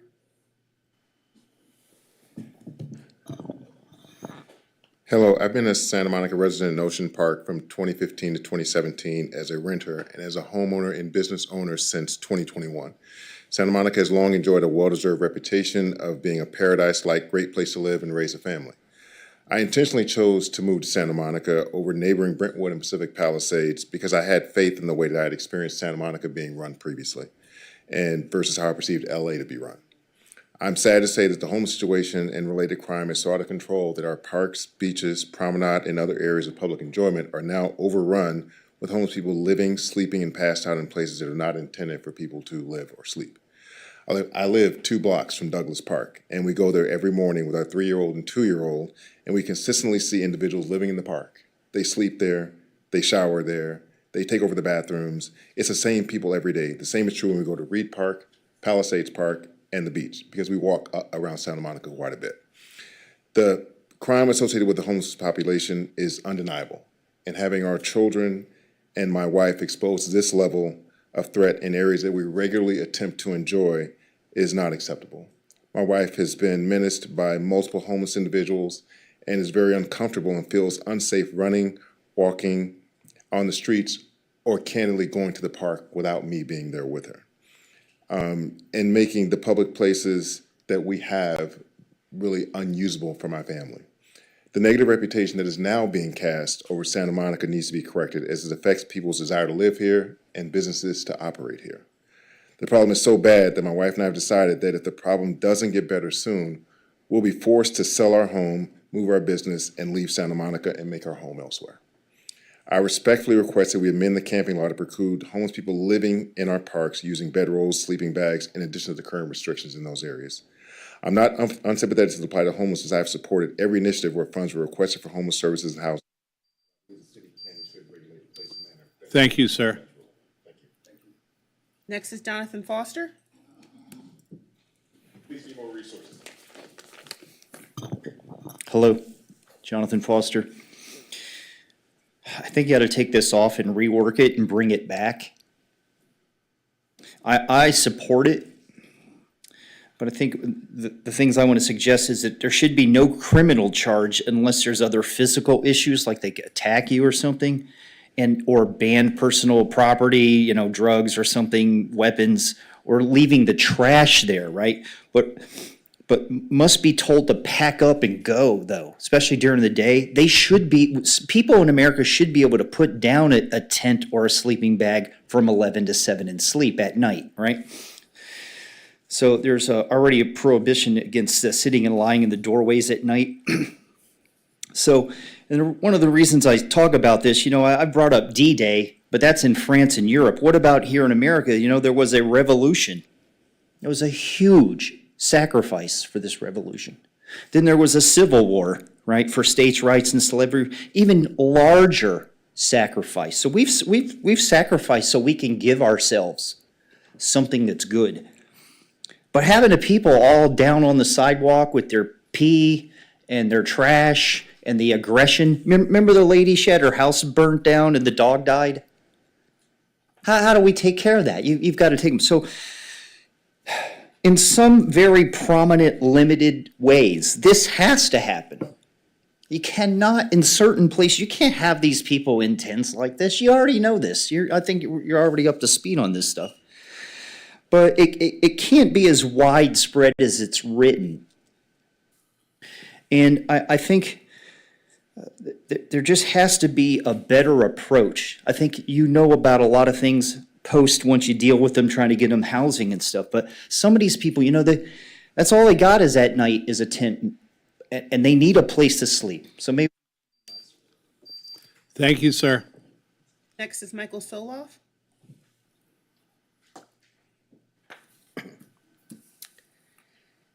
I, SMER, the Santa Monica Dem Club, and LA County Democratic Party all oppose 8A. Here are my reasons. Prior to Grant passed, the law was simple. The city could not criminalize sleeping in public unless there were places where the homeless could safely sleep inside. I wish we had adequate places to bring all the homeless inside and could keep public spaces exclusively for public uses. But we do not. So current Santa Monica law, while outlawing encampments, says it's not a crime to sleep on the street. The 3 justices appointed by Democratic presidents agreed that should remain the law. But the extremist Republican justices, who already took away women's right to choose, gutted the Civil Rights Act, and made up a right to own military weapons, now have said cities can punish desperate people who have nowhere else to go for doing nothing more than sleeping in public. You should not follow this immoral and misguided view. It's misguided because criminalizing sleeping will exacerbate, not solve the homeless crisis, as studies show. The majority of Santa Monicans do not want such cruel and ineffective policies enacted in their names. Rather, they want you to act like Mayor Bass by bringing people inside when there's a safe place for them to go. We therefore must create more supportive housing, an evidence-based solution. We already have some such housing in the city, including within a few blocks of my home, my 2 daughters' former school, and my grocery store. Supportive housing has a good track record of being a good neighbor. Indeed, such housing is much safer, both for the formerly homeless and for the public, than they're living on the street. Rather than demonizing all the homeless as criminals, keep in mind that by far the biggest abuser of our children was Eric Euler, a fully housed police department employee hunting children at PAL. My point, criminality must be dealt with directly, not through group punishment. Thank you very much. Next is Dennis Zane.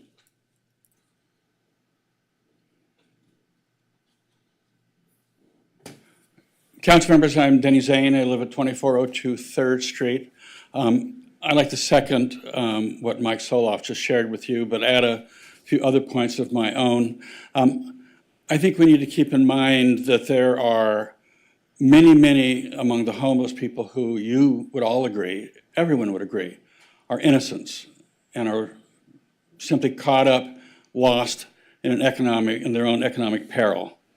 About 1/3 of the homeless are women. 25% of them are over 55. Under 10% are under 17 years of age. Vulnerable people. Almost 75% of the homeless in Los Angeles County are people of color. We should be very careful about creating laws which appear to invite and may in the future invite sweeps that will badly hurt the innocents in this crisis. It is not the case that all homeless people are drug dealers or druggies or mentally ill. It is the case that most indeed are innocent. We should be working to ensure that our policies don't compromise those people who are innocent. Thank you, sir. John Katz?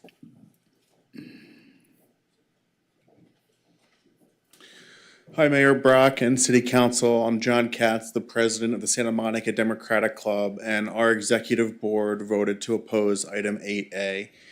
And, I know some on the council have a certain opinion of me. I just wanted to say that it's not just me and the Santa Monica Democratic Club. The Los Angeles County Democratic Party also took the position of opposing item 8A. And in their letter, their esteemed chair, Mark Ramos, said the possibility that the grants pass ruling by a compromised and corrupted Supreme Court might be embraced and implemented by the city of Santa Monica is as appalling as it is shocking. He then quotes Justice Sotomayor, "This leaves the most vulnerable in our society with an impossible choice, either stay awake or be arrested." And then he says, "Homelessness is not a criminal activity. For Santa Monica to decree that it is would not only be in defiance of Democratic Party values, it would be a needlessly vicious assault on those whom we have already failed and continue to fail." Now, the Supreme Court voted 6-3 in favor of grants pass. The same 6 conservative justices appointed by Republicans who voted for the Dobbs decision voted for this decision. We heard what Sotomayor said. The other liberal justices agree with her dissent.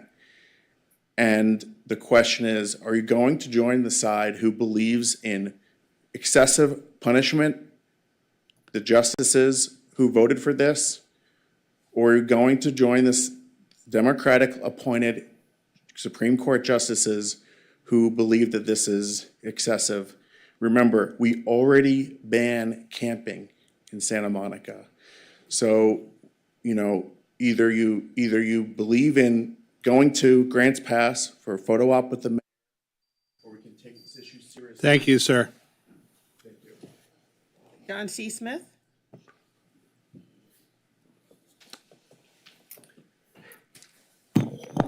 Hi, folks. John C. Smith, Recreation and Parks Commissioner. Up there on the screen is from one of our second Saturday celebrations at Reed Park, since we're talking about the camping ordinance. This is kind of Reed, how it should look more often. Next slide, please. The former Prime Minister of Great Britain showed up at the last one. It was pretty nice, brought his family. Next slide, please. The final one is this Saturday. Music starts at 6, movie starts at 7. It's Monsters, Inc., free popcorn, free lemonade for kids. It activates Reed Park, but it's not enough because people say it's still not safe there. Next slide, please. If you want more information, wilmot.org. Next slide, please. Now we have another chance at Reed. I've been on the commission for 10 years. We're redoing the Miles Playhouse. And let's not blow this chance. Next slide, please. Just roll through these. These are just some random shots taken at Reed Park. Stop there, please. That's fine. That's fine. There's rampant drug use at Reed Park all the time, constantly, daily. I go there. I don't know when the last time you guys went there or anybody here, but I go there a lot. It's open air, and it's because there's not a real active, the police are doing a good job, but they can't do it alone. Addicts, they can go, if they're hungry, they go to 7-Eleven, and now the county's handing out needles and pipes. Why would they want to go anywhere else? And now some people want to, you make it, easier for them to sleep there all day long, which already happens. It's hurting our parks. Homeless addicts are not dying in Santa Monica because they don't have sleeping bags. They're dying because it's too easy to use drugs in our parks and public spaces. There's nothing wrong with making it a little bit harder for homeless people or drug abusers to go get help. We should kind of try to push them in direction of help, except pushing them the other way. We're making it too easy for them at Reed and other parks. Change this camping ordinance, simply change it back to the way it was 2 years ago, and we're done here. That's what I think. Thank you very much. Appreciate it. Thank you, Commissioner. That concludes public input for this evening. Item 8A, introduction for first reading and ordinance amending Santa Monica Municipal Code, Section 4.08.095, prohibition against camping in public places. Mayor. Council, this is a first reading of an ordinance that was brought as directed in a Council 16 item. In grants passed, the Supreme Court held that local jurisdictions may regulate camping in public, subject to some constitutional limitations, not necessarily including Eighth Amendment prohibition on cruel and unusual punishment now. We offer three options or some combination of them tonight.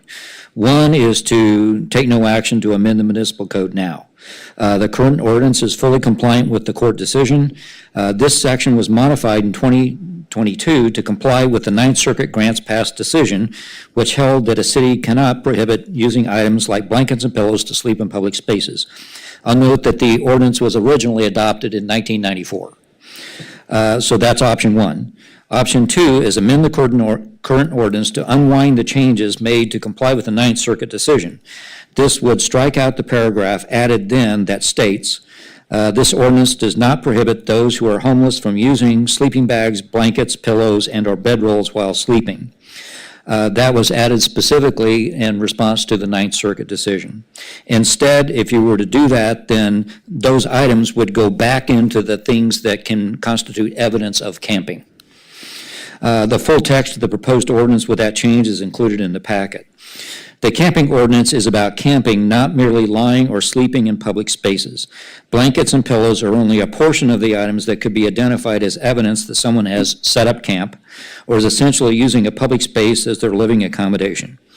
If the ordinance is approved tonight, it will return for adoption on September 24 and then be effective 30 days after that.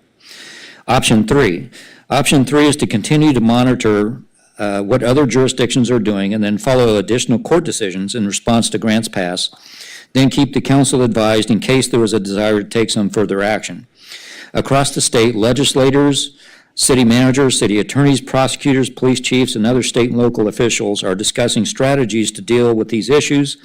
Many of these strategies go well beyond camping ordinances, including housing, mental health, and related services.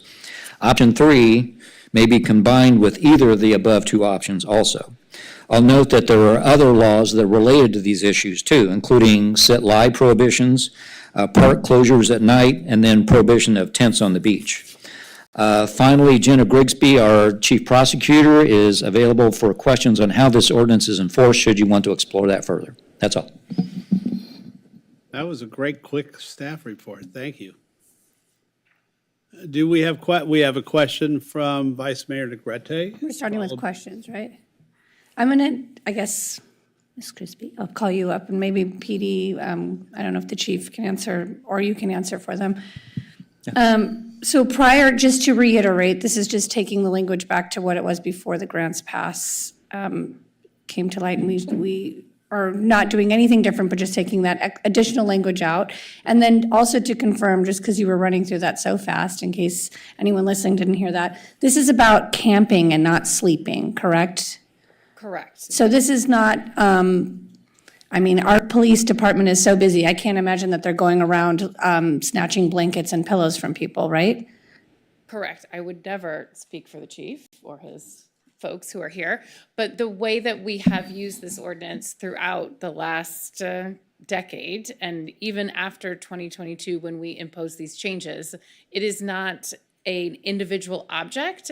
You have to look at the way that the statute is written, and it's about camping. And the way that we have defined camping, again, for the last 30 years, is you are using public space for the purpose of a living accommodation. So a living accommodation is not just a blanket or one single item, whatever that item may be. You have to look at the totality of the circumstances. The officers have to be able to articulate what it is that makes that camp facility. It's very specifically defined, and we have had experience going to trial, creating jury instructions. We spend a lot of time educating not only our prosecutors, but our police department on what that looks like, how to enforce it in a way that's both comports with the law as well as humane as possible. And City Attorney mentioned that this was first, this ordinance was put together in 1994? Yes. And so since then, our police department has been dealing with the unhoused population and the potential issue of people setting up encampments. And because of our strong camping laws, we do not look like other cities who have tent cities. And so given that information, do we have a history of our police department arresting people for sleeping in public with sleeping bags or pillows and blankets? Again, I won't speak to what the police department's information is, but what I can tell you is when cases come over to our office, and again, I've been in this office almost 15 years, we look for very specific facts. And if those facts don't exist, we are not going to file those criminal cases. I, again, have been doing this to the point where I understand what camping means, and it is not purely one object. You have to be able to show that this person has taken over public space for the purpose of a living accommodation. And again, it goes beyond unhoused or not unhoused. It's really about public space and how are we using that public space. And if that public space is not now accessible, it doesn't matter who's using it. What matters is that you've set up this, taken over this little niche and made it your own, and that is denying the rest of people who want to use that place for the ability to do that. So again, we look at it as a totality of the circumstances. What are we going to be able to prove beyond a reasonable doubt that this person has set up a camp facility for the purposes of living? And during grants past, we added things like sleeping blankets, roll-ups, which can be pretty large, like sort of thin mattresses, blankets and pillows. Can you explain why we added that language in again, just so we can reiterate that for the public? Well, we actually took it out. That language has always been in there. We took it out because, so originally we had Boise, which was created all of this, that says it is cruel and unusual to not allow people to sleep. It is something that has to happen. Grants Pass came later, and Grants Pass says not only do we have to allow folks to sleep, but we have to allow them rudimentary elements. Because again, you're looking at cruel and unusual, and in Grants Pass, it's cold there, right? We don't have quite the same issues here, but you still have to look at, in Santa Monica, we've had a lot of rain recently. So if you're under Grants Pass, somebody who has an umbrella or a tent when it's raining, that's going to be considered, a rudimentary element. So that was why we removed those original three specific items, because they would be considered rudimentary elements on their own. Again, if you're taking into consideration a camp facility that someone is setting up for the purpose of a living accommodation, it's not one single item. That doesn't prove camping. Right. So you have to look at it as we took it out to comply with Grants Pass. The option of putting them back in is now available because of what the Supreme Court has done. So to be clear, the police officers have they're interpreting the law as they're in a situation or a scenario. And if they come across someone, just as an example, who has a sleeping bag, a blanket, and a pillow, and is sleeping in a public area, what happens next? I would assume, and maybe this is a question for the chief, but is there a process that it happens? Is there a warning the first time? How would that play out? I'm happy to take it, but again, I don't want to speak for you.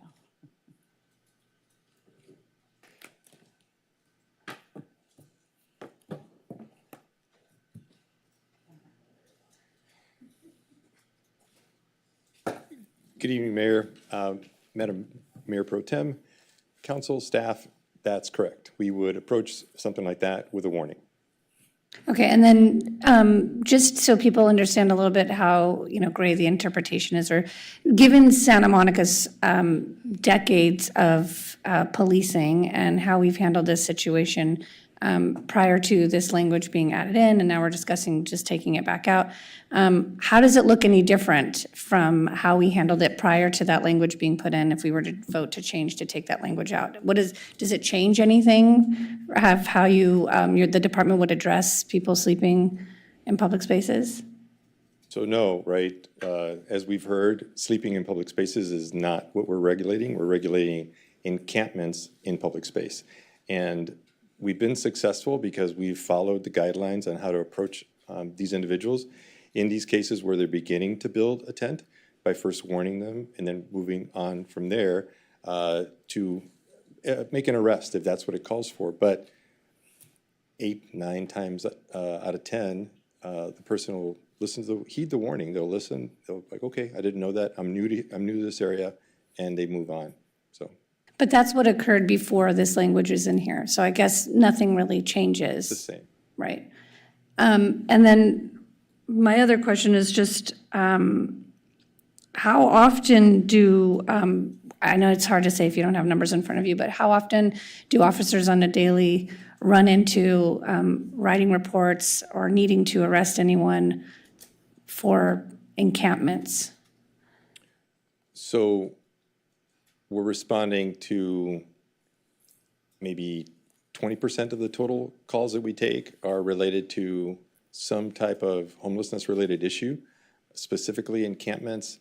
I think that this year we're slightly ahead of last year, but last year we were slightly behind the previous year.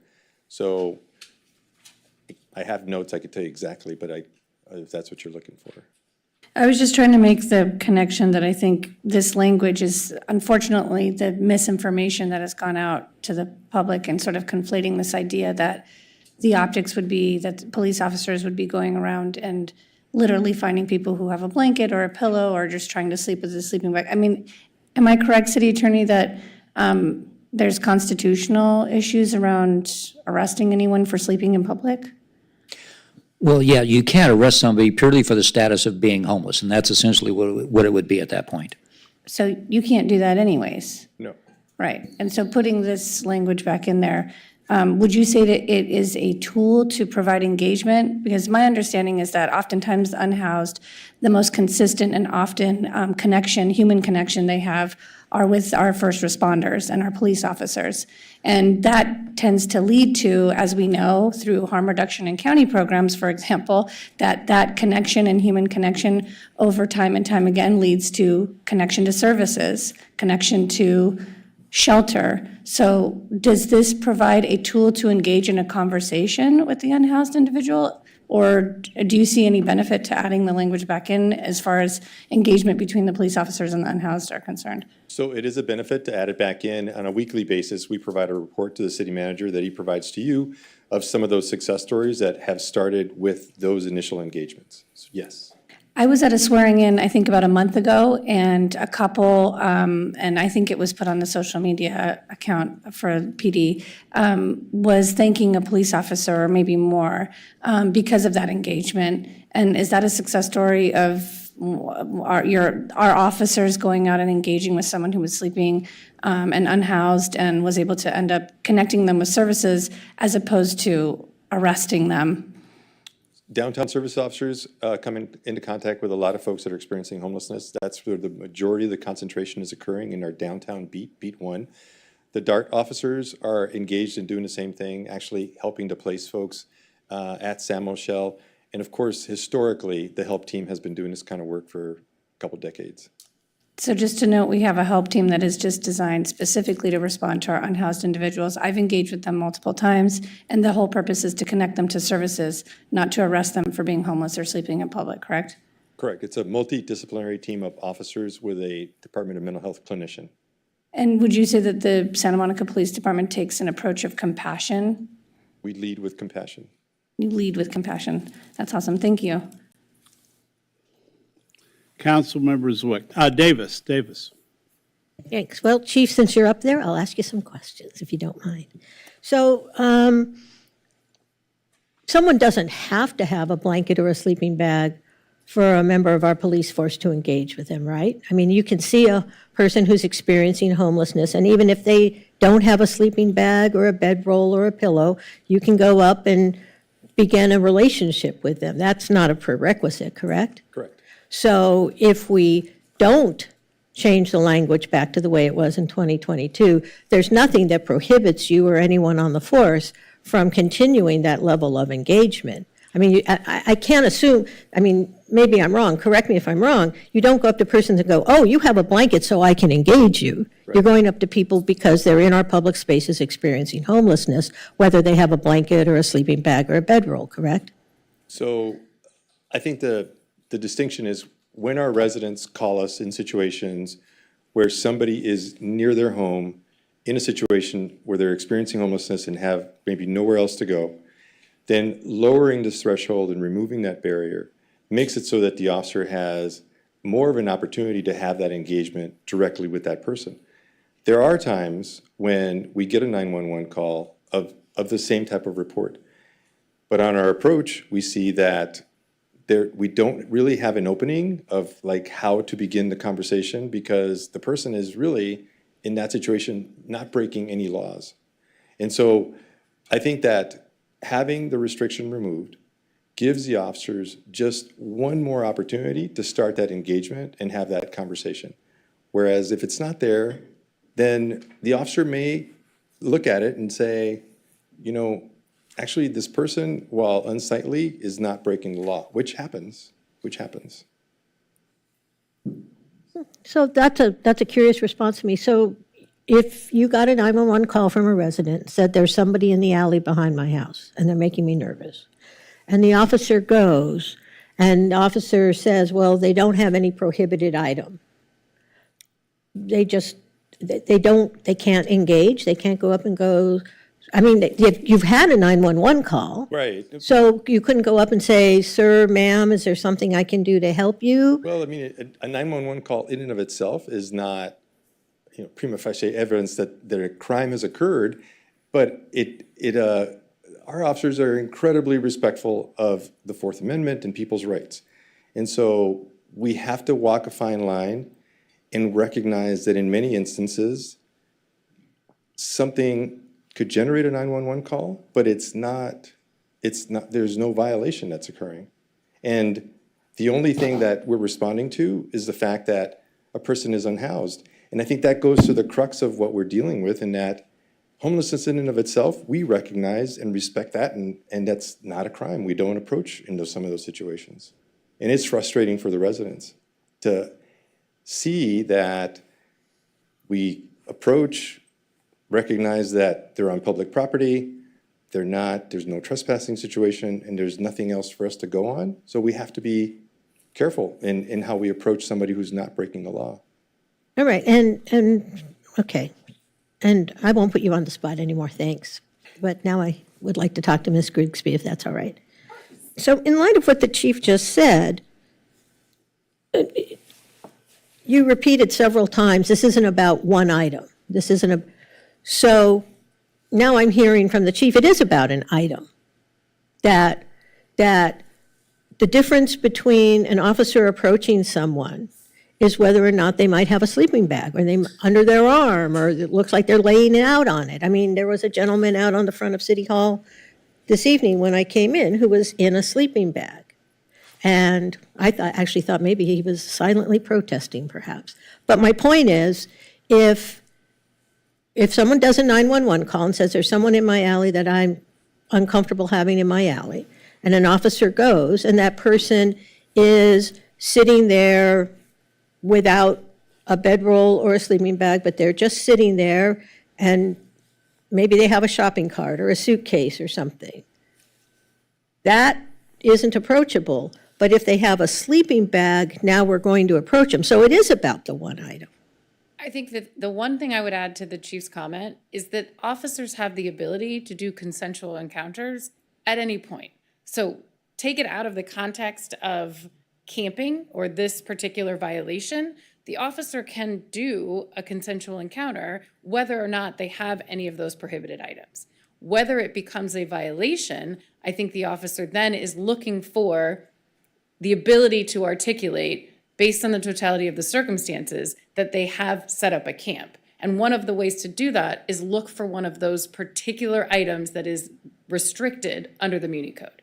So if they are using that as a basis to have a consensual encounter, it doesn't matter. But if they are looking to write for a violation, they have to be able to articulate, given the way that the Muni Code is written, that one of these items was there to create this camping. Okay, so let me ask another question then, because, again, you said it's not any one particular item. And you kept saying, but we know what an encampment is. What is it? Because I don't know what that is. I mean, is it, when you say they permanently set up in public spaces, I mean, does that mean they have to be there for some particular period of time? Does it mean that they have to have certain things? I mean, putting aside even the sleeping bag and the bedrolls, I mean, how do you determine that someone is quote unquote set up an encampment?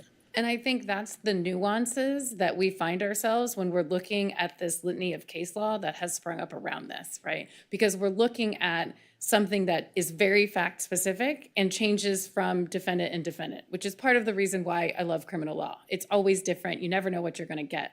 But when you're talking about these particular issues, it's difficult to really hit the nail on the head. But what I can say is the experience that we've gone through having litigated these cases and tried these cases is that it is better to be able to say, based on the totality of the circumstances, we saw that this person, and again, we've worked with PD to create a process that is very articulable to the officers. They've gone out 1 or 2 times. They've warned this person. They know that they were there on Saturday, and when they came back on their shift on Monday, this person was still there. They had not only the sleeping bag, but the bedroll. They had trash. They had a cooking stove. They had things to indicate that this person has been there for has taken over that public space for a living accommodation. So again, I know we have to focus on those particular items because that's the way that the municipal code is written, but you have to look at it as the whole picture.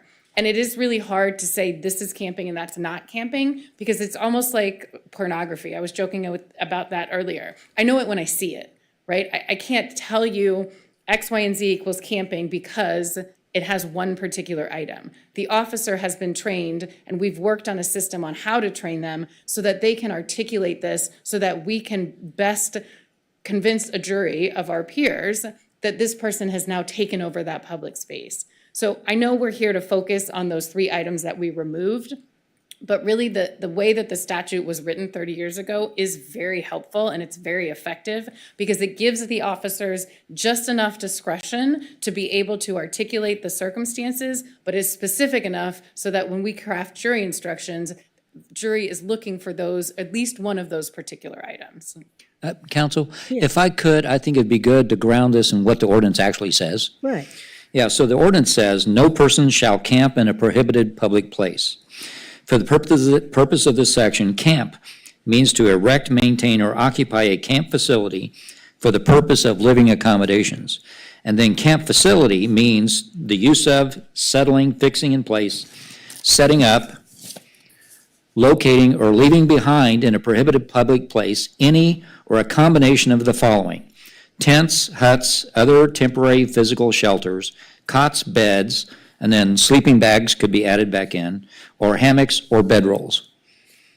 So that's what the ordinance actually says. Right. Well, and this is what I'm trying to get my head around, because when we get to comments, I have some comments. But so let's say somebody has some combination of what's in the statute, and you go up to them, or let's say they don't. Let's say they look like they've set up camp, in quotes, I guess, but they don't have some of these other things. They didn't do a tent or a hut or a physical shelter or a cot, but they did have a sleeping bag. And they look like they planted themselves in their sleeping bag there. And an officer approaches them and says, I'm going to say, "Madam," just for gender equality, "Madam, you cannot have a sleeping bag." And she goes, "Okay." And the next day you go back, and there she is. She's sleeping on the ground, but she's gotten rid of the sleeping bag. Is she camping? If the officer can't articulate that that she has taken over that particular space for the purpose of a living accommodation, then I think it's going to be hard pressed to prove to a jury that we have a camping.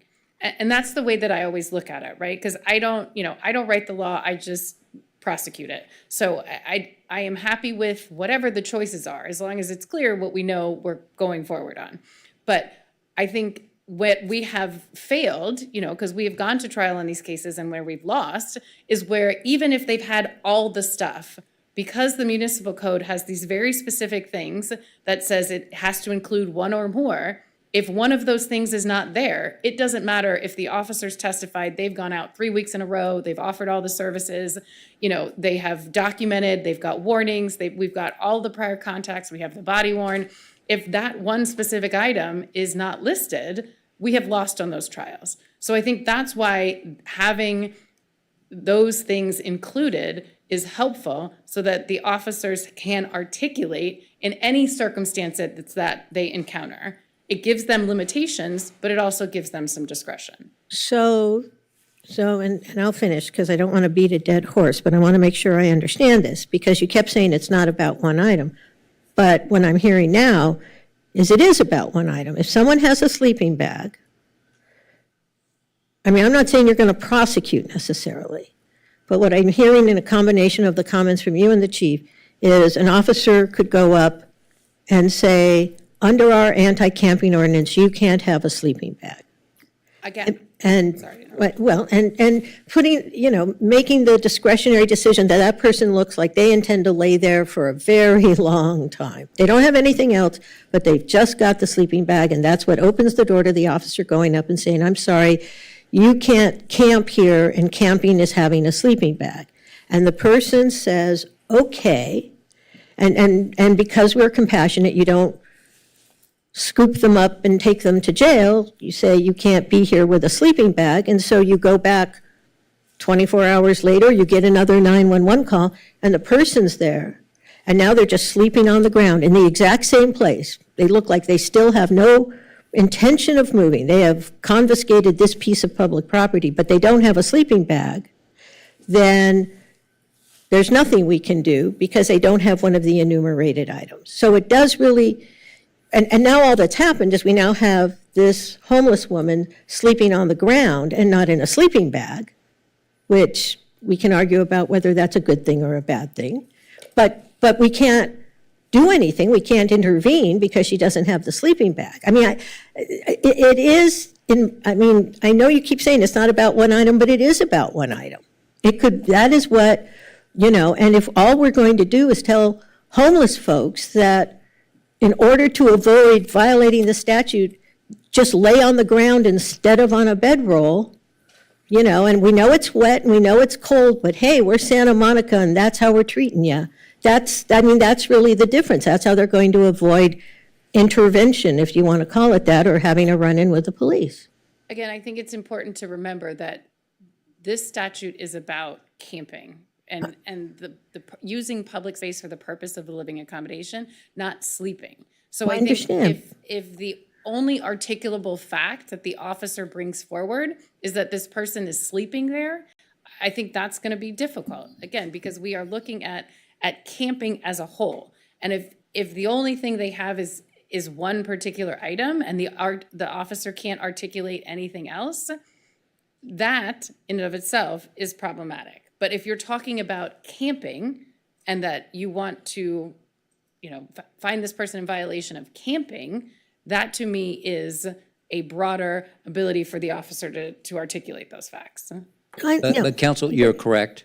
To be a violation, they would have to be in possession of at least one of those items. Right. Okay. In addition to other factors potentially, but. All right, I'll give it up now and make my comments during comment time. Thanks. Councilmember Zwick. Hi. Councilmember Davis did cover some ground, so I will try not to repeat any of that. From what I'm gathering, with the law right now, we know it doesn't prevent consensual encounters. We know that camping is about looking at the totality of the circumstances. But I am still a little confused, I guess. If the only fact of if the fact of a sleeping bag is in some ways immaterial to this broader concept of camping and couldn't alone prove it, say, why is it so important again that we add it explicitly back into our ordinance that it can be material to this if you're saying it's really not something that could prove it? I think, as the chief mentioned, it is a tool in their tool belt. It gives them the ability to make that first contact, initiate the conversations, see if there's resources they can provide, go down the tool belt that the help team has at their disposal. So it's a tool for them to be able to make those contacts. But they can talk to them already and offer them resources. It's a tool. It's a tool to do what exactly? Well, it's a tool for them to feel more comfortable if they are in a situation where somebody doesn't want to talk to them.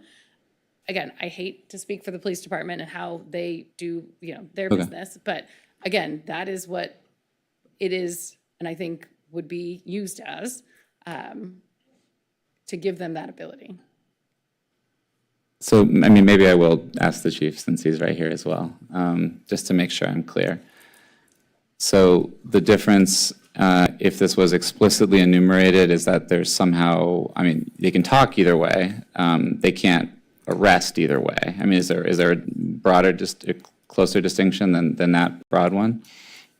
No, that I think covers it, but I think it goes back to the fact that the officer's looking at the totality of what he's looking at. In the example that the Councilmember Davis and I were talking about, I assumed that it was one of those situations where you've got something that's burgeoning and starting to turn into an encampment, not her version of it, which was, just a single person with a bedroll, which is, that seems to me like so impossible that we would just zero in on a bedroll and make it so it's like, okay, you've got a bedroll, so I'm gonna go talk to you. Because remember, for us, it's not about sleeping, it is about what starts to look like an encampment that somebody's taking up. Yeah, no, I get the distinction, but then I go back to this question of if we're looking for camping, why, and we're saying a bedroll does not constitute that, why are we having this whole discussion about how we need to add that in as an element of camping? I mean, we could just still make the argument, I assume, that someone is camping without changing these wording at all and explicitly adding this word sleeping bag in there. I think at the end of the day, it gives the officer greater flexibility and being able to anchor his decisions on a legal position that says, I've got the requisite number of items. Not only does it look like an encampment to me, but they're also checking off all the things that create that an encampment, right? That make it so that it fits within the realm of the municipal code. So when the officers say, does engage, because, they can say now, I guess, you look like you're setting up a camp. Part of the reason is, you have a bedroll, and that is part of what constitutes camping under our ordinance. A bedroll and sure, a tent, sure, fans, whatever, yeah. Well, a tent, you wouldn't need anything else. We could enforce that right now, right? Yeah. With warnings. Right, but we're talking about where we do enforce it now. If someone has a tent, we could enforce that now. Yes. It says tent in the ordinance. It depends, yes. Okay, so if someone said, oh, you've set up a tent, you've set up a camp based on whatever they determine, part of which involves a bedroll, I am concerned about this option this hypothetical that Councilmember Davis introduced, which said if that person then discards of that item and still continues to lie there, then they are no longer in violation of our ordinance. And what have we done besides deprive them of something that might be, say, life-saving? So let me go back on that. I was hesitating on your description of it because, again, right, I'm not in your head and I don't know exactly what you mean. But think about it like this. A tent in and of itself is not going to be enough for an encampment violation, right? Because even with a person that's got a tent, they still have to have other indicia within that space that make it so the officer says, okay, according to my training, I've got a tent, but I've also got all these other items that he's got or they've got within the space that make it look like they're setting up a residence in a public space. So it's not just the tent, it's everything else that goes with it. And I think that's where we're in this conversation of being able to add a bedroll, sleeping bag, and whatever the third item is that we're talking about. Pillows. Pillows, yeah. I mean, I see the word tent in the ordinance, so, I mean, to me, that makes it much more black and white. That's why we're trying to add more items, right? Yeah, but I'm telling you, an officer walks up on a tent, and it's just a guy in a tent, that just is not going to meet all the requirements that we want in order for us to be able to take this successfully forward with a criminal charge. It needs more than that, and that's what the officers look for. I'm surprised that setting up a tent would not be camping. I mean, to me, that's the definition of camping, but. Well, counsel, first of all, a tent is, it may be a necessary but not sufficient condition to constitute camping. It's like what, you have to derive the intent of what they're doing there. Also remember that we're talking about two separate things here. One is what items are included in the list of things that can constitute camping. And then the other is the separate section that we added in 2022 that specifically says this ordinance does not prohibit those who are homeless from using sleeping bags, blankets, pillows, and/or bedrolls while sleeping. So there was that too. I understand, yeah. I mean, I guess there's another point, I guess maybe I'll just skip to, because I think we're going in circles a little bit.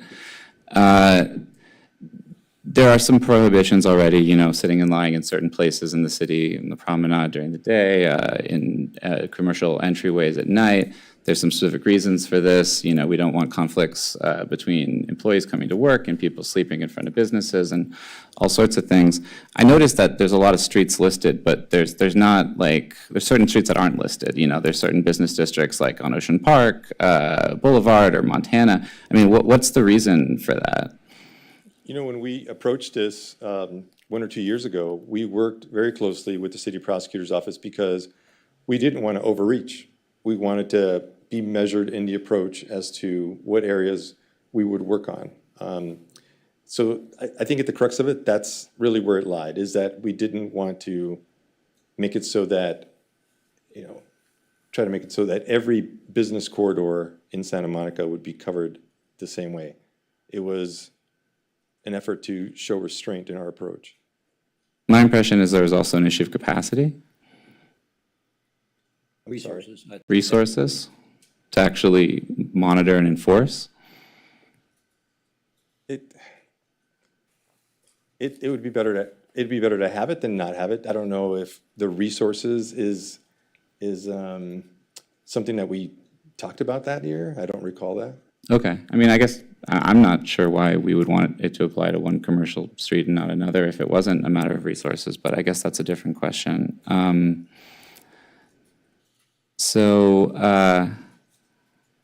Thank you, Chief. Sure. Vice Mayor Negretti, then go away, Councilman don't go away. Delatorre. I just wanted to make the point really quick that since to just hopefully close the loop on the confusing circle, because I totally understand it. And I think what's unfortunate is we are totally trying to encapsulate the months and years of both training and boots on the ground experience that police officers have with dealing with different scenarios. And we're literally trying to encapsulate that in a few short minutes, hopefully here, a couple sentences and one muni code. And I think you keep referring to instances and scenarios and taking multiple things into consideration, and everything you guys do is not cut and dry. And I think the way we do things in Santa Monica has proven to be so much so because we do take a lot of, you said it earlier, leading with compassion and thought towards things. So on that note, if you just had a tent, if you're on the beach, there's families that pitch a tent in the park to stay out of the sun. So, you know, again, someone may be unsightly and you might assume that they're unhoused, but you can't make that assumption. Depending on where the public space is, I would imagine if a police officer comes into contact with someone, if you remove some of the other items, then now you're only left with one of the items. So by having more of those items available, then you can actually thwart the unwanted portion of this camping that we've seen in our parks that makes some of our parks, you know, uninhabitable to visitors, to residents, to children. I also just wanted to point out something I forgot to bring up earlier. is that oftentimes, especially as it pertains to Reed Park and also Palisades Park, would you agree that sometimes when a police officer is engaging, having those tools available to them is not about whether or not they can talk to someone consensually, and the key word being consensually. Sure, you can go up to anyone and say, hey, I'd like to talk to you. If they don't want to, you have no reason to make them talk to you, so to speak. So it's sort of like using I hate to say the carrot and stick approach, but like, hey, there's something that you could potentially be cited for, but I want to engage in a conversation about your situation. Would that be fair to say? Yes. Okay, and then second is, if in that, Vice Mayor, I just add one thing, and I want to get the city attorney to weigh in. On the issue of Reed Park, we do have park closure laws that we can enforce, so regardless of encampment laws, we can use park closure laws to enforce anyone sleeping in a park overnight, which I just want to make sure that's on the that's table, too. overnight, we're also Correct, talking but during about. the day, I don't think, getting to this issue in camping, I don't know if that's a daytime issue. Yeah, camping could apply during the day, and it's not sleeping in the park at night, it's being in the park at night. Yeah, so going back to that scenario, oftentimes, because I've gone on many ride-alongs, I've been in the park, I've gone with different organizations that are addressing the unhoused population, and oftentimes you see paraphernalia that's illegal for drug use or drugs out and open. And so isn't some of this an opportunity to engage in that piece of it as well? Like if you see someone with a tent and a pillow and a blanket, and upon approach, because of those items, because of a call, now you see there potentially could be harmful or illegal activity going on. And this would be sort of a tool that you could use to thwart and proactively address those issues? Yes, it's an entry point into that, having that conversation, yes. And I think that's really what the community is trying to do. And I just wanted to reiterate again, we're just going back to how it was before. There's nothing new happening here. I mean, really, the irony behind this is really not much is going to change, but we're having a long discussion about it. We're like, if we didn't put it back in, we would be changing it and creating the issue where other cities began to see tent cities pop up. Because if you start to open the door a little bit, then you lose footing because now I'm allowed to have, as I understand and what I've learned about the police department and what Jenna does is we have trained our police officers as one of the best in the region on how to articulate cases and report writing. Am I correct? And that report writing is one of the biggest things in winning a case when you have to go in front of a judge.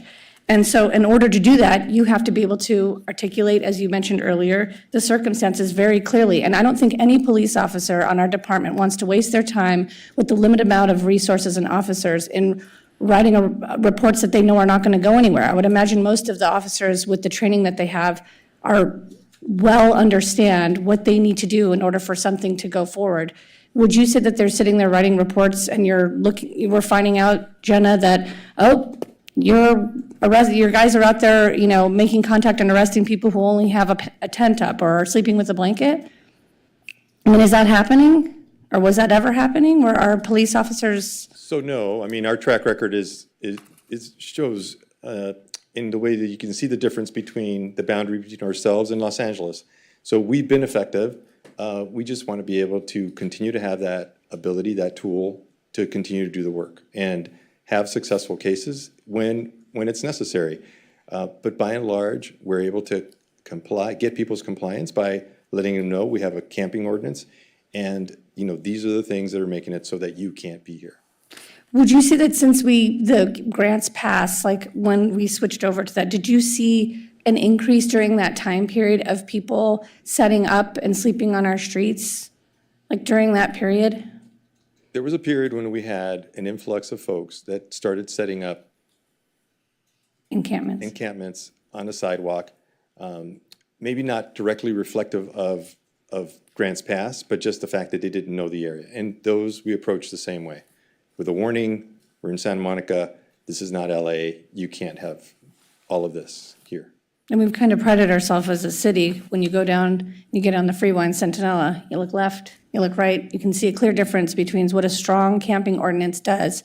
And I've heard various council members up here say, we have a strong camping ordinance, this is what makes a strong camping ordinance. I would imagine that any ordinance is only as good as the words that are put into it and the ability to articulate in front of a judge that you've captured everything within it. And by removing words, that leads to more ambiguity and more opportunity to not be able to prosecute if and when it's necessary because there's criminal activity involved. It's all part of a measured approach. Thank you. Councilmember Delatorre, and then Councilmember Zwick. Well, a lot of the questions have been answered that I had, but it's just real important just to, reiterate that it's a camping ordinance. It's not about sleeping. Like we're not in support of taking away pillows and blankets, and that's not been the case. I mean, if that were the case, I don't think you have enough. How many people fit in the Santa Monica jail right now? Like, what's our capacity? 80, 90. 80, 90. Yeah, you have about 800, 900 people sleeping in the city of Santa Monica. If we were trying to enforce, sleeping, criminalizing sleeping, there'd be no way, impossible, not even 10%, that you would be able to incarcerate for that infraction. And so I'm really glad that we're clarifying that, because we're talking about tools, for interventions and for contact, possibility to get that connection and, hey, what's going on, trying to figure out who's in our city. I mean, I just got a report, an email. I'm looking at this email, May 13th, May 19th. I mean, this homeless man drags woman across the beach path by her hair in violent assault. Homeless man assaulted 3 individuals in an unprovoked incident. Homeless man assaults multiple victims on the beach. I mean, we talk about it in terms of like homeless, and obviously we all have a heart, we all don't want to see anyone that's down and out in a bad situation, putting them in a worse situation. We want to help people. But the reality, what's happening, it's just, we're being overrun. There's too many people, and a lot of people that are here in our city with bad intentions. We call them homeless, but they're here with bad intentions, meaning that they're doing drugs, they're thinking about committing crimes, they're carrying weapons, whether it's knives or guns, and they're committing crimes. Many of these crimes against homeless people themselves. So in terms of how do we get a hold of that? Well, we have, it's hard to separate. It's like, okay, but one thing we do need is we need the tools to have that interaction, to have that intervention with people. And so I'm glad that we're able to explain sort of how this can work as a tool, not as a way to criminalize homelessness or to take blankets and pillows away from people. That's not what we're talking about, and that's something I wouldn't support. I don't think any of us up here would support that. I totally agree with Justice Sotomayor, who said, it's a biological right. Like, that's what we all have to do. We have to sleep, so we're not going to criminalize that. But I have a couple of questions, and anyone can answer this, but one thing that I think we do need to do is offer more temporary shelters. I mean, we don't have enough for the amount of people that are unhoused on our streets. We need to be mindful of that. And I was hoping at one point that we would sign on to the consent decree that Judge Carter was working on and other areas that would put the city on the path of creating more temporary shelter. And we know that that's an expense and where to place it and all that. That's all those issues. But I think that's probably the most humane thing that we can do is to enforce our no camping, right? Not no sleeping, but no camping in our public parks, and public space and places. And let me just say why that's so important. I mean, I think about this. I got a degree in public administration. I committed my life to public service. We have public libraries. I went to public schools. This word public, is so important, and protecting the public space is so important, especially in a city where 70% of the residents are renters. These are people that don't have, like myself. I grew up all my life not having a front yard, not having a backyard. You need the public parks. You need the beaches to be safe. You need to protect that. Just for the sanctity of having the public space protected. That's a responsibility that we have as government, right? So in the case where let me ask you this: we can't force people to accept shelter, right? So if someone's in the park sleeping and say, hey, you can't sleep here, and that person says, well, okay, I need a place to sleep then. And let's say we did have a bed open. You can't force them to come with you and to go into that bed, correct? Correct. So it's a voluntary process there. it's not an involuntary thing. We can't do that unless there was like a 5150 or there's a mental health issue and then the clinicians get out and they assess that. I understand that.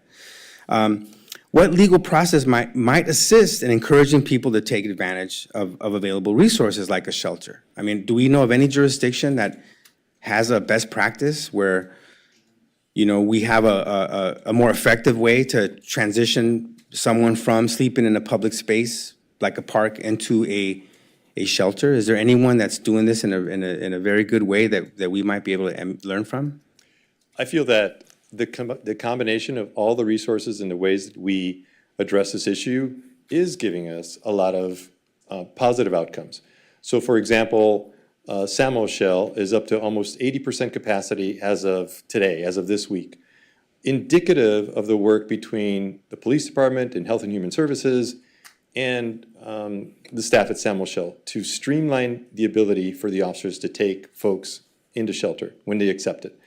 The most recent effort is trying to make sure that we streamline the process for officers working late at night so that their ability to bring somebody in and drop them off is something that works, that can actually happen the way that we are planning for. So I think that we are having success. I think that we put a lot of effort and a lot of thought into the different programs that we employ. And I do feel that we are successful. And I think that as Santa Monica is a jewel of LA County, I think that we are one of the foremost cities in LA County doing the most that we can to address the issues of homelessness in our city. And I'm very proud of all the work that we do as an entire city team. And there's a lot of training that happens, right, between the city attorney's office and your officers in terms of, knowing the difference between what is, a camp or an encampment or camping versus just sleeping, in the park. There's training that goes into that to determine all that. A lot of training, yes. Okay. One of the things that... Councilmember, in response to your last question, there is step court too, which Okay. ultimately we can use to facilitate people getting into housing and Okay. get out of the criminal justice system. Okay, great. So we have some of our own best practices that we can point to, which is great. There was, I had a question also, and, we're talking about public space right here, mainly, right? And we have ordinances that we've implemented to prohibit people from sleeping in front of businesses and so forth, so, on the boulevards and all that. And, but in terms of the partnerships with other private entities such as churches, where let's say a church wanted to be helpful to allow, temporary shelters for a specified time, so let's say like 11 p.m. To 7 a.m. To offer a safe and secure temporary sleeping shelters. Have we pursued any potential partnerships with, for example, I'm picking on churches because I know some churches have really big parking lots, and maybe they would be willing to partner with the city on delivering that type of service. So I'm not aware of us partnering with the church per se on something like that, but the Salvation Army is a faith-based organization for which we partner with, and the police department has been working very, very close with them for the last 2 years. Here recently, within the last 6 to 9 months, awarding them a specific contract to be able to come out with us at 4 o'clock in the morning and begin the work of establishing relationships and offering people a place to stay with great success. I've had the privilege of visiting the shelter that they have there, and it works really well. They provide jobs, and it's just a great program. One of our speakers today talked about very vulnerable populations like women, seniors, to name a few, minors even. Do we have a way to prioritize those target populations? Is it something that we train officers to, if there's, a young woman on the street or someone that's, a senior that maybe can't protect themselves or defend themselves in the case that, they ran into someone who was being aggressive. Is there a way to sort of prioritize those target populations? So for example, a patrol officer may see something like that. He'll reach out to a member of the help team. The help team runs into something like that. They can reach out to a social service provider, like a C3 team under the umbrella of Health and Human Services. we have the therapeutic transport team that can also come out and conduct an evaluation. So I think that broadly speaking, the answer is yes. Okay. What does coordination between homelessness providers look like now? How are we not working in silos? How are we incentivizing collaboration, training, and communication amongst the various grantees and service providers working with homeless and unhoused individuals, and also with Santa Monica Police Department? Do we have a way that, is there a group, like a collaborative group that meets once a month where the service providers and law enforcement are coordinating services? Is that something that's happening right now? Before, Chief, do you want Heather to take a stab at that too, or do you want to go Yeah, first? so our team meets, and they've been meeting with Health and Human Services on a biweekly basis for years, and they continue to do so. I'll cede the time to Ms. Averick to talk about that. But yes, and also our collaboration with the City Attorney's Office with step court and diversion programs has been something that's been in place, again, for a very, very long time and very successful. Great. I'd like to hear from Heather as well. That'd be great. Council member, just wanted to ask if we could try and stick to topic, because you veered way off topic. Yeah, I'm trying right to now. understand. We're not doing a whole. Okay. Well, discussion not on homelessness. homelessness. You're right about that. You're right. I just wanted to know the collaboration that exists. And Heather, you just want to really quick just tell us, so that we know that it's not just a law enforcement strategy, it's also social services working with law enforcement, correct? Yeah, so good evening, Mayor, Mayor Pro Tem, council members. Heather Averick, Director of Housing and Human Services. So yes, there is a lot of collaboration and coordination going on. I don't want to say behind the scenes, but here within the city, not only with our partners in the police department in the biweekly meeting that the help team leads and we attend, as do many of our outreach teams, but there's also a more in-depth case conferencing meeting that HHS leads, where they really get into the weeds of specific cases to determine how to help get individuals to a place where they're ready to accept services, because to your point, we can't force people to take shelter.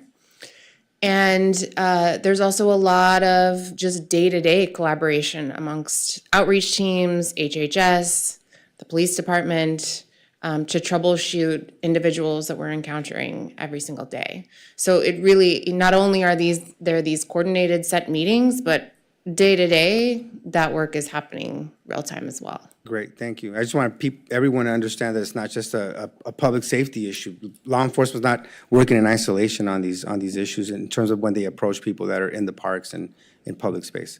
No more questions, thank you. Councilmember Zwick. Thank you. Sorry, just to follow up real fast. So I want to preface all of this really fast by just saying I think it's clear that we in Santa Monica, the work of our police department, the work of our Housing and Human Services department, and all the other emergency departments that deal with homelessness is really exemplary. The city attorney's office as well should be included. I think the way we've approached this, the nuance with which we've done it, the training that we've given everyone on our staff is really top notch. And nothing about any of my questions is really meant to question that. If anything, it's sort of why I'm concerned in some way, because I want to make sure that we are continuing to abide by that, both in practice but also in the letter of the law. And what's confusing to me, again, is not how we do things, which I think is infused with compassion, best practices, and training, but rather the fact that now, as we contemplate changes, big picture, I'm hearing two things that feel in contradiction. I hear, this is not really going to change anything. And then I also hear, well, this is really important that we change. And it's hard for me to square those two facts that I keep getting said next to each other that seem to mean different things to me. Councilman Regretti at one point said, I think to you, Chief, what's it been like post grants pass? And I'll welcome you to clarify this, but I thought I heard you say we've sort of operated the same way with the same professionalism and training to handle encampments of people that have come into the city. Is that right? That's correct. Okay, so then we're saying that things didn't radically change when we added this language. And in fact, I actually heard Councilman Negrete say, let's be real, nothing really big is going to change here. So again, I'm just trying to understand, and this is rhetorical, I don't mean to make you have to answer this, but either it's going to do something really different, which is worrisome to me because I think we do things pretty well here, or it's not really going to do anything, and then we're just all enacting a bunch of theater up here to act like we're doing something. And that's sort of the problem I'm having.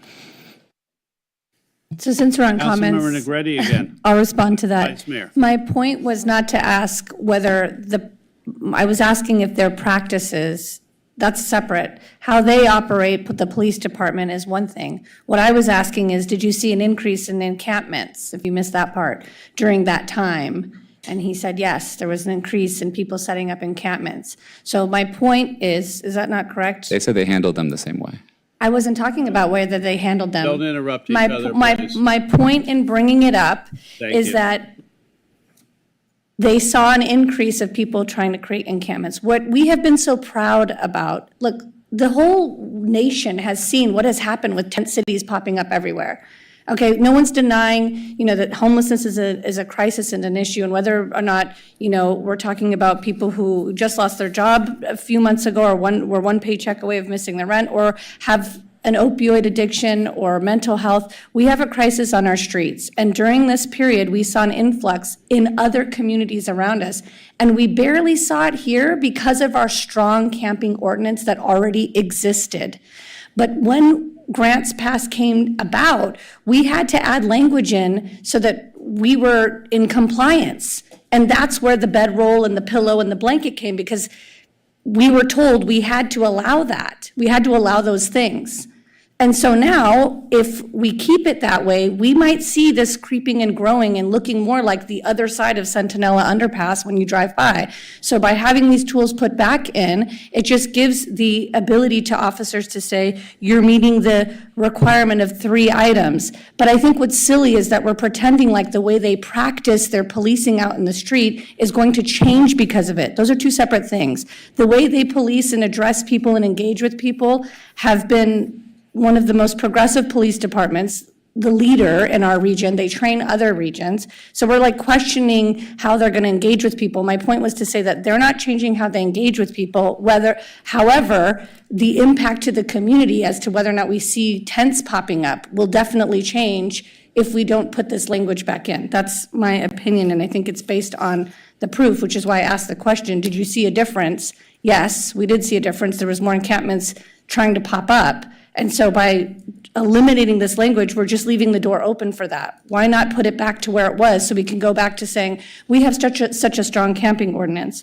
I just wanted to say that our police department, our first responders, are the people who are coming into contact with our unhoused individuals on a daily basis. And oftentimes, I was out with DMH multiple times. I've been out with multiple organizations between West Coast Cares, People Concern, the police department, the fire department. I go on ride-alongs.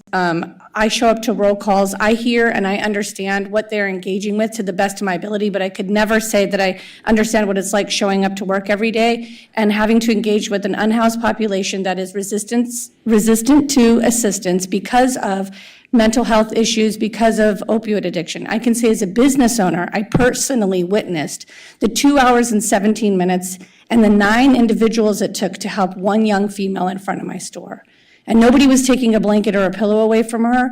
Rather, we had DMH, we had the help team, we had fire, we had multiple people and multiple calls that had existed prior to the 2 hours I spent to get this one individual help.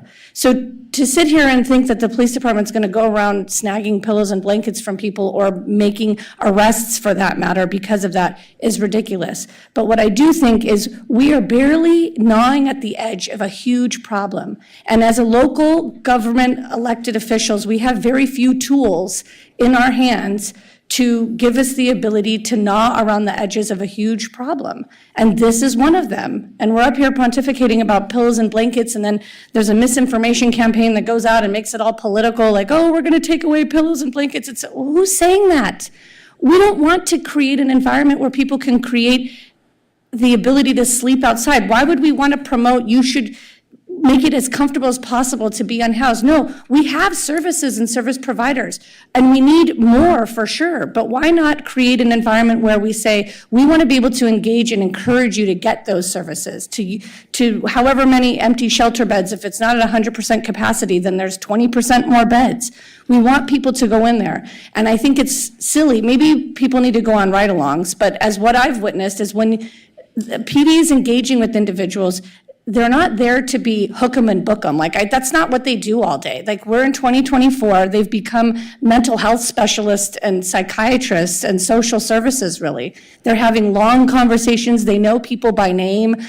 They are having multiple engagements with them. They're using the same techniques we hear from these these organizations that are dealing just with the unhoused population to get people into a comfort zone to accept services. It does not benefit them to spend hours of writing a report where nothing is done. What benefits them is to engage in a comfortable conversation so that they can go home to their family at night and not get attacked or be in a violent situation and get somebody help.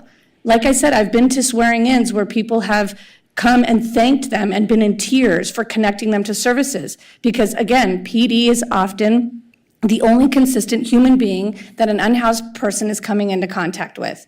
And I think we need to be mindful of that. I think we are an amazing city who has organizations that are so well trained. And the fact that we put this under scrutiny is just, I just don't understand it, and I don't know how the misinformation campaign got out there that that's what was happening. It is illegal we cannot arrest people for sleeping. We will not arrest people for sleeping. We are not arresting people for having a blanket or a pillow. I mean, we know we don't have enough police officers, and people are upset that police doesn't engage in a certain way as it is anyway. So what makes us think that all of a sudden now they're gonna go run out and start arresting people for having pillows and blankets and sleeping bags? It's just silly. And I think by having these things in place, it's just giving them the opportunity to say, hey, maybe you don't want to engage with me, but you know what? You do have these things that might get you in trouble. So how about having the conversation with me? I don't think any of these human beings that are behind these uniforms want to engage negatively with the unhoused population. They have a heart, they have compassion as well, and they like to go home at night knowing that they helped someone. Okay, so I just want to be mindful of that thinking, and as we go forward to add this language back in that was already there before. So I'd like to make a motion to pass for option 2, which is to add that language back into the ordinance. And I'd also like to add in option 3 and to continue monitoring what other cities are doing. That's been moved by Negretti, seconded by Para. I'd like to make a friendly amendment. Sure. Yeah, friendly amendment. If we can also direct staff to assess, within looking at the other cities, to assess what would be the appropriate growth in temporary shelters, to expand the amount of beds that we can have for unhoused individuals in our city. Is it appropriate to do that with this ordinance? Oh, I guess when you're looking, you mean for Yeah, the option number 3, for yeah. option 3. Can we add in, say that again? Yeah, so Option 3 already includes that. it includes that? Yeah. Go well beyond camping orders, including housing, mental health, and related services to look into. Temporary shelters? Can we add just That's part of it. is part of it? We could add that specific term. Okay, yeah, that'll be great. I also wanted to be clear, City Attorney, is it true that LA County said that they would not be holding anyone who's arrested for sleeping for more than an hour? I think the county board directed that the sheriff would not hold in the county jail people arrested or convicted purely of sleeping in public or camping. Which I would assume the police department knows that, and that would affect how they go forward, correct? Right, that's the sheriff, but we can't hold, how many people in our jail locally here? 90 or so.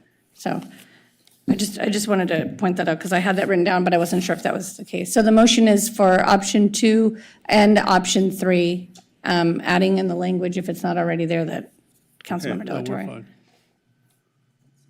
Okay. I know we have a long line of people who still want to speak.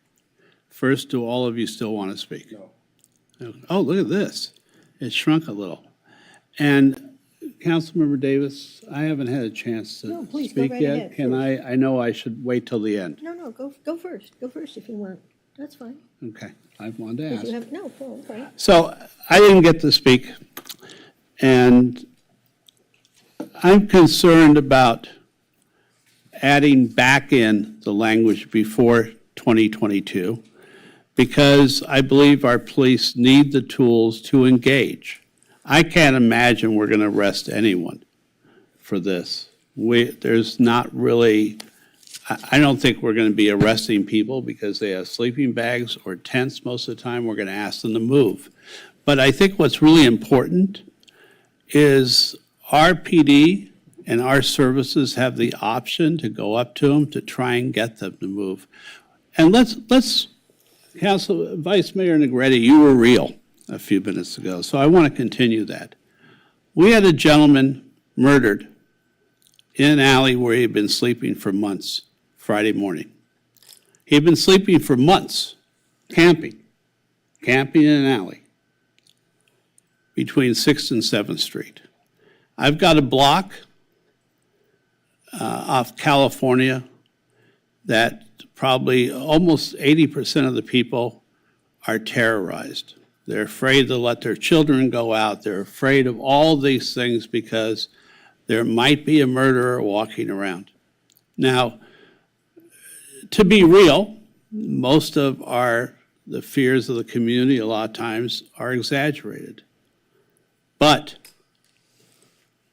we've had a person sleeping on 5th and Wilshire off and on by either alternates between the CVS or the art gallery, the framing gallery on 5th and Wilshire for the last 2 years. He gets arrested periodically, and then he goes back to living there. Now, that's not, he's living on the street. For whatever reason, and I've said this publicly, it becomes neglect. Our compassion turns into neglect. We had a person die of an overdose. It's not our death because it's on the sheriff's, metro tracks Friday morning. So it's the sheriff's responsibility. No, it's our responsibility. That person died in our community. How are we accepting people dying in our community? How are we accepting people living on our streets or living in alleys or living in carports for days, weeks, months? I don't care whether they have a pillow, a backpack, a tent, a cooking stove. They're living in our streets and they're being neglected. Now, I went to Grants Pass, totally unrelated. I went to Ashland and to see Crater Lake for the first time last week. In Grants Pass, I saw their version of night shelters, where they told people to leave the parks at night, and they were put in, I don't really have a good word for it. It was abominable to me. They had 2 vacant lots that they had put high, almost baseball-type chain link fences around them, given them 2 porta potties, no trees, no bushes, no grass, anything. One was a vacant lot across from City Hall. Another one was closer to their river. I can't imagine telling people to go into either one of those places for the night. And by the way, there were people sitting in there, and it was 100 and some odd degrees, no shade. I thought that was terrible. I don't want that for our people. But I remember that Councilmember Delatorre and I asked, and I believe February or March 2021, in the middle of COVID, we had people in our parks, we had people everywhere in the city. And Councilmember Delatorre said at that time, probably a terrible idea, but at that time he said, how about the top floor of the parking structure across the street from City Hall? Why couldn't that be a nighttime shelter? People could set up their sleeping bags, their sleeping rolls, their pillows. They could stay in there overnight at least, be safe from the street, and give them bathrooms. Mayor Bass and I talked about using glamping tents.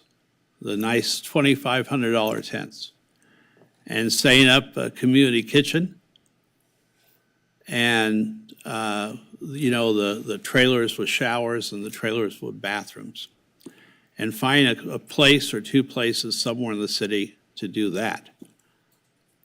And then making sure that we had street counselors and people coming in to talk to them, to try and get them off the streets. The object is not to have more people on our streets. The object should be to have less people on our streets. I walk streets in the city all the time. It's not humane.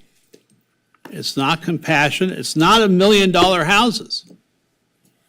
But it is ways to help get people off the street. I accompanied DMH last Friday morning when we 5150'd a woman who was extremely erratic. I accompanied them to Exodus. And by that time, she had calmed down. But it was 2 hours to get her from Colorado and Cloverfield, Olympic and Cloverfield, into Exodus. That took 4 or 5 police men and women off the streets, 2 DMH teams. It took a lot of resources. We have to find ways to do better in the city. And for the people who are now afraid to walk in our parks, who are afraid to walk in our streets, say there are certain areas that they won't go to anymore. They won't go to their gym. They won't go to another place. We have to find ways to do better. Now, option 2 is one way to restore some semblance of discussion for a police officer to have with somebody. And we need to find ways to do more. Letting people stay on our streets to die is not compassion. It is neglect. Period. We have to find a way, I'm going to repeat this, find a way to do better. The person who was murdered on 6th Street or 7th Street in the alley should never have been on that street. Not for that long. That's camping. We need to get them to the services. And I asked earlier, and for full disclosure, I'm on the board, the advisory board of this operation. And this may go, sorry, I may be doing the same thing Oscar did. But I just asked, for the hell of it, Salvation Army's average availability in Southern California, not including their congregate shelters on Hoover or the other shelters in Wilmington. But they average about 300 beds in Bell, 40 beds in Santa Barbara, 325 beds in Anaheim. On any given night, there are a handful available. Now, some homeless are happy to accept a bed. Some, no, we won't leave Santa Monica. We're staying here no matter what. For rehab, there's almost always a bed open if someone will take it. Almost always.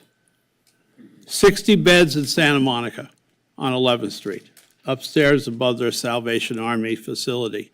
They have a halfway house that I'm not going to disclose the address, but it's in southern Santa Monica, where someone can go as they get jobs and get bank accounts and get restored after being in rehab. For families right now tonight, they have room for a family in Westwood. There are places for people to go, and we do have shelters available. We need more. We need more shelters. We need more help. But it doesn't have to be $1 million housing. It just has to be a place where we don't let, as Democratic Club president, I think earlier said in his remarks, there were 17-year-old girls who were on the street. Well, why in the hell are we letting them be on the street? It may not have been. It was, former Mayor Zane, it was just pointed out to me. I think that's terrible. We don't want them on the street. I don't want 70-year-old women on the streets where they can get hurt. I think Santa Monica, we have to do better. Option 2 and looking at option 3 is important because we've already heard that San Francisco and Vancouver are now putting people on planes. I'm getting reports from LAX that people are getting off those planes, they're homeless, and they're asking, where's Venice, where's Santa Monica, how do we get there? We don't have any money. I don't know who paid for the planes, but I know the police in San Francisco will give you a plane, bus, or train ticket. Same in Vancouver.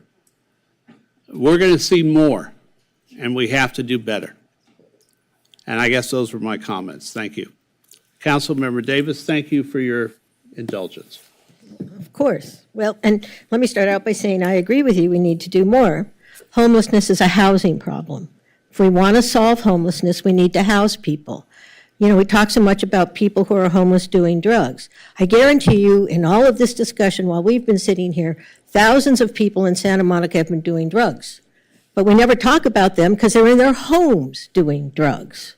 So the way to solve the problems that we see on our streets is to get people off our streets, and that is to build housing for them. And it doesn't necessarily have to be $1 million a door, but if we don't house people, we have no chance of solving the problem of homelessness, and no amount of tinkering with ordinances is going to do it. You know, and it was interesting to me because we kept talking about, we know camping when we see it. You know, it's funny because we kept talking about stoves, that they have a stove, they're camping, except stoves aren't listed in the anti-camping ordinances.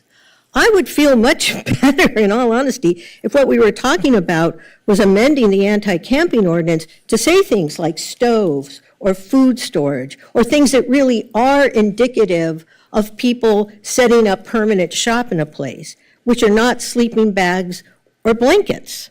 And so I'm all in favor of having our anti-camping ordinance, having the tools in there for our police to approach people, but I think we have to really think about what's the meaning of what we're being asked to do tonight and really what effect this motion will have. So indulge me for a bit, because we changed the language of the statute in 2022. Now, before 2022, we had a homelessness problem. Even though we banned, you know, people having sleeping bags and bedrolls, homelessness, in fact, was going up a bit. We changed the language of the statute in 2022, and here's the interesting thing. At our last homeless count, which presumably encompasses at least part of 2023, when we had changed the statute to take out the prohibitions on blankets and sleeping bags and bedrolls, homelessness went down. So for me, my goal is to reduce homelessness. And if this isn't something that's going to reduce homelessness, or hasn't in the past, because it doesn't look like it helped us reduce homelessness prior to 2022, and although I have no idea if the reduction in homelessness had to do with the change in the ordinance, I suspect it didn't. But the fact of the matter is, it certainly wasn't an impediment to reducing homelessness. And I do want to point out, when the chief answered the question about what did you see after grants passed, he said, yes, we saw more people coming to the community and trying to set up camps, but he didn't know if that had anything to do with grants pass. I don't suspect that a lot of people said, oh, grants pass decision in the Ninth Circuit, now I'm going to set up a tent. I honestly think things on the ground can change, but I don't think it had anything to do with the change in the law. So I think that's important to remember. You know, one of the reasons we've been able to enforce our anti-camping ordinance, and other jurisdictions like the city of LA and other jurisdictions have not, is because we have this history of leading with compassion, that we are humanitarian, not punitive, in the way that we enforce our laws. And listening to the discussion tonight, and with all due respect, Vice Mayor McGrady, you kind of said the quiet part out loud. You said the idea is to make it as uncomfortable as possible so that they won't be here. The homeless folks won't want to be here. And to me, that's really troubling. Not that we want to encourage homeless folks to come here, not that we want to encourage bad behavior. We certainly don't want to encourage illegal behavior. But the fact of the matter is that if we are going to have people experiencing homelessness in our community, I do want to have genuine compassion, not sort of faux compassion by saying, well, we're very compassionate, we don't arrest people, but really we're trying to make them uncomfortable. You know, and while I'm certainly support keeping our anti-encampment law on the books, and I would support adding what to me are more meaningful things like food storage or cooking stoves into the ordinance as opposed to sleeping bags.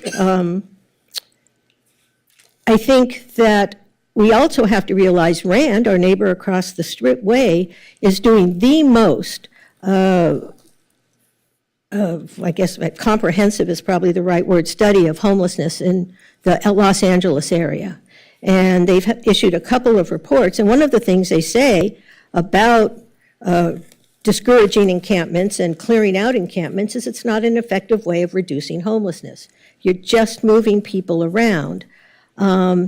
And that if that's really what we're trying to accomplish, I don't think that's something we should really be shooting. I mean, we want to be effective in addressing homelessness.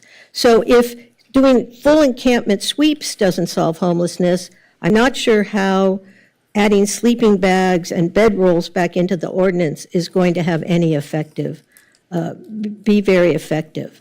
I mean, it seems to me, given the statistics on homelessness here in Santa Monica, when we had this language in the statute, our officers were able to approach people. When the language was taken out, it sounds like our officers still were able to approach people. And frankly, and I'm not an expert on this, but it might be better for our officers, instead of approaching people like, hey, you have a sleeping bag and we don't allow sleeping bags, to really just engage at a purely consensual level without starting off or threatening some punitive thing because someone's got a sleeping bag and they're trying to protect their child from the cold, or they're a veteran who doesn't want to sleep on cold cement, and just say, hey, I'm a police officer, I'm here to help. And not start off the conversation with, you have an illegal item. It seems to me that, you know, we all talk about how effective we've been in terms of addressing homelessness, and I think that's absolutely right. But I think it's important to put it in a somewhat broader context, which is that I agree completely with the mayor that it's not compassionate to leave people on the street. But it's also not compassionate to take away rudimentary objects that make, if they have to live on the street, make life more comfortable, or in all honesty, invite interaction with the police that will start off with the, you have an illegal object. I would much, in all honesty, and maybe this just doesn't happen, I would, in all honesty, much rather have our police approach people not with, you have a sleeping bag or you have a bedroll, but just have them say, hey, I'm here to help. How can I help? You know, as we all know, sadly, Vice Mayor Negretti's father recently passed away, and there was a memorial service for him. And in the course of that memorial service, was an oft-quoted section from the Bible, Matthew, verse 31. And to me, it really resonates with what we're talking about tonight. And after hearing it at Vice Mayor Negretti's father's funeral, I went back and looked at it, because it really is quite a moving statement, I think, of our values. And even though this is coming obviously from a Christian text, I think it's something that, you know, you see repeated in many other faiths and even in, you know, secular philosophy. So if you'll bear with me, I'd like to remind us all of what our values are. So Matthew, verse 31, when the Son of Man comes in his glory and all the angels with him, he will sit on his glorious throne. And all the nations will be gathered before him. And he will separate the people one from another, as a shepherd separates the sheep from the goats. And he will put the sheep on his right and the goats on his left. Then the king will say to those on his right, come, you who are blessed by my Father, take your inheritance, the kingdom prepared for you since the creation of the world. For I was hungry, and you gave me something to eat. I was thirsty, and you gave me something to drink. I was a stranger, and you invited me in. I needed clothes, and you clothed me. I was sick, and you looked after me. I was in prison, and you came to visit me. Then the righteous will answer him, Lord, when did we see you hungry and feed you, or thirsty and give you something to drink? When did we see you a stranger and invite you in, or needing clothes and clothe you? When did we see you sick or in prison and go to visit you? And the king will reply, truly I tell you, whatever you did for one of the least of these brothers and sisters of mine, you did for me. And then he will say to those on his left, depart from me, you who are cursed, into the eternal fire, prepared for the devil and his angels. For I was hungry, and you gave me nothing to eat. And I was thirsty, and you gave me nothing to drink. I was a stranger, and you did not invite me in. I needed clothes, and you did not clothe me. I was sick and in prison, and you did not look after me. And they will also answer, Lord, when did we see you hungry or thirsty or a stranger or needing clothes or sick or in prison and did not help you? And he will reply, truly I tell you, whatever you did not do for one of the least of these, you did not do for me. Then they will go away to eternal punishment, but the righteous to eternal life. I think that says it all. Okay, does everyone still need to make sure they say their piece, or could we vote? Okay, Councilmember Terosas, then Councilmember Negretti. I was in the queue. Because it was my turn. Go. I know you were still in the queue. I looked over and saw you were no longer there. Got it. You moved too soon. Councilmember Davis, you're removing yourself from the queue now. I apologize. So I do feel this is an important item, and I do need to say my piece. I think it's important that we narrowly tailor our laws to address problems and make sure that we're criminalizing actions and not people. I think there are a lot of actions, all of which are already illegal in our city, that I hear about a lot from residents, that I've heard about from some residents tonight. Assaults, threats, drug dealing, that I wish we'd do more to curb. Sleeping is not one of them. Our chief said that our police have acted consistently over the last few years in addressing encampments, and again, I think they do an incredible job. Councilmember Negretti agreed that it's not about the way that our police act, but said somehow that more people have come here after grants pass. Setting aside the fact that homelessness numbers are down this year, the implication is somehow that people came to Santa Monica because they heard the language in our ordinance changed, and even though police have reacted exactly the same to encampments in our city and their attempts to dismantle them, I don't buy that at all. Councilmember De La Torre suggested that we pass these changes, but we also look into the fact as a city to see how much shelter we might need if we indeed wanted to be able to offer it to everyone on our streets who currently has nowhere to go. It's putting the cart before the horse, to say the least, to say let's further criminalize this problem now, then worry about whether we have adequate shelter for people at some point down the line. I was reading a piece recently in the news from the New Yorker earlier this year, and it talked about some of these fights in Oregon. It talked about the city of Medford, which passed a strict anti-camping ordinance, even though its shelters were unable to accommodate everyone on their streets, with tents forbidden, and I quote, some resorted to sleeping in the open, and on one frigid morning that December, a young man named Manuel Barbozo Valerio was found dead, apparently of hypothermia. We're responsible for this, a city council member said afterward. Manny's death is on us. I don't want to have to say that later. And before you say that Oregon is colder than California, you should know that upwards of 5 to 10 people die every year in Los Angeles County from hypothermia. Being exposed to conditions as high as 50 degrees when you're wet can induce it. And in fact, there are more people that die of exposure and hypothermia every year who are unhoused in Los Angeles County than they do in New York City. I understand completely the desire to communicate that sleeping outside isn't safe for people who are unhoused or housed alike, and that they need to come indoors. Our mayor, as he said again tonight, often says that it's not compassionate to let people sleep and die on the street, and I couldn't agree more. But it's a straw man argument because no one is arguing that it's acceptable. What they're arguing is that we cannot criminalize people for sleeping outdoors when we don't have enough beds to bring them inside. And when I see my colleagues advancing these actions like they are tonight, and simultaneously advocating to block permanent supportive housing in our city, I can't help but feel that it reeks of cynicism.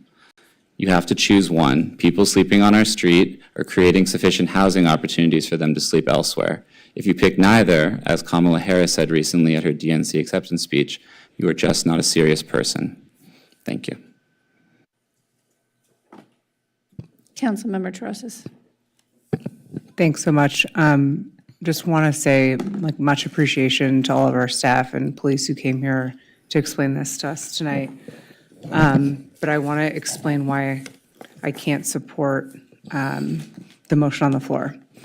So I believe that we have a responsibility to lead a cross-jurisdictional approach to solving homelessness first and foremost. We've invested in our therapeutic transport van. We need to make sure that that investment continues. We need to make sure that we are sending out mental health workers to folks on our street.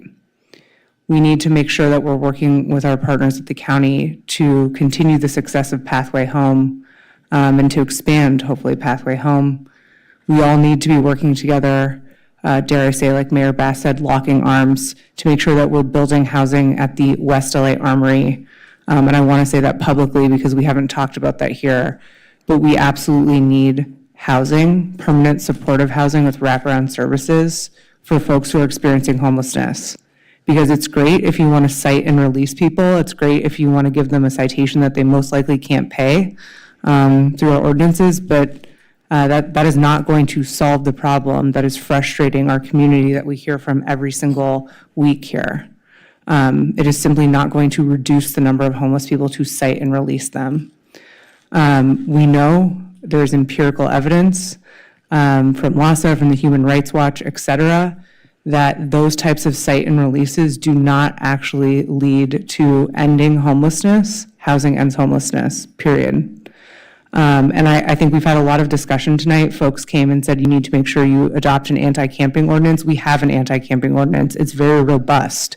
And if you look in the letter from the LA County Democratic Party, they actually laud Santa Monica at our ability to enforce an anti-camping ordinance because of all of the housing that we've produced. That is not the same ability that other jurisdictions have. And I don't feel that I've heard any convincing evidence tonight that banning bedrolls, blankets, and pillows is actually going to lead to a solving of our homeless crisis. In fact, I would agree that we would need to enumerate the factors that show what camping is a little bit more explicitly, because it seems that there might, I mean, apparently everyone's trained and knows, but I'm still a little bit unclear.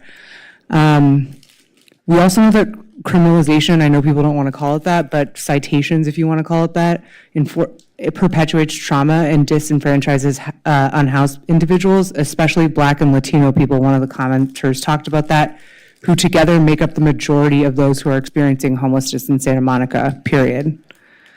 Fines, citations, and other negative interactions with law enforcement decrease the likelihood that an individual will engage positively with outreach teams offering services in the future. Again, that is data from several years of study throughout the city of LA from the Human Rights Watch.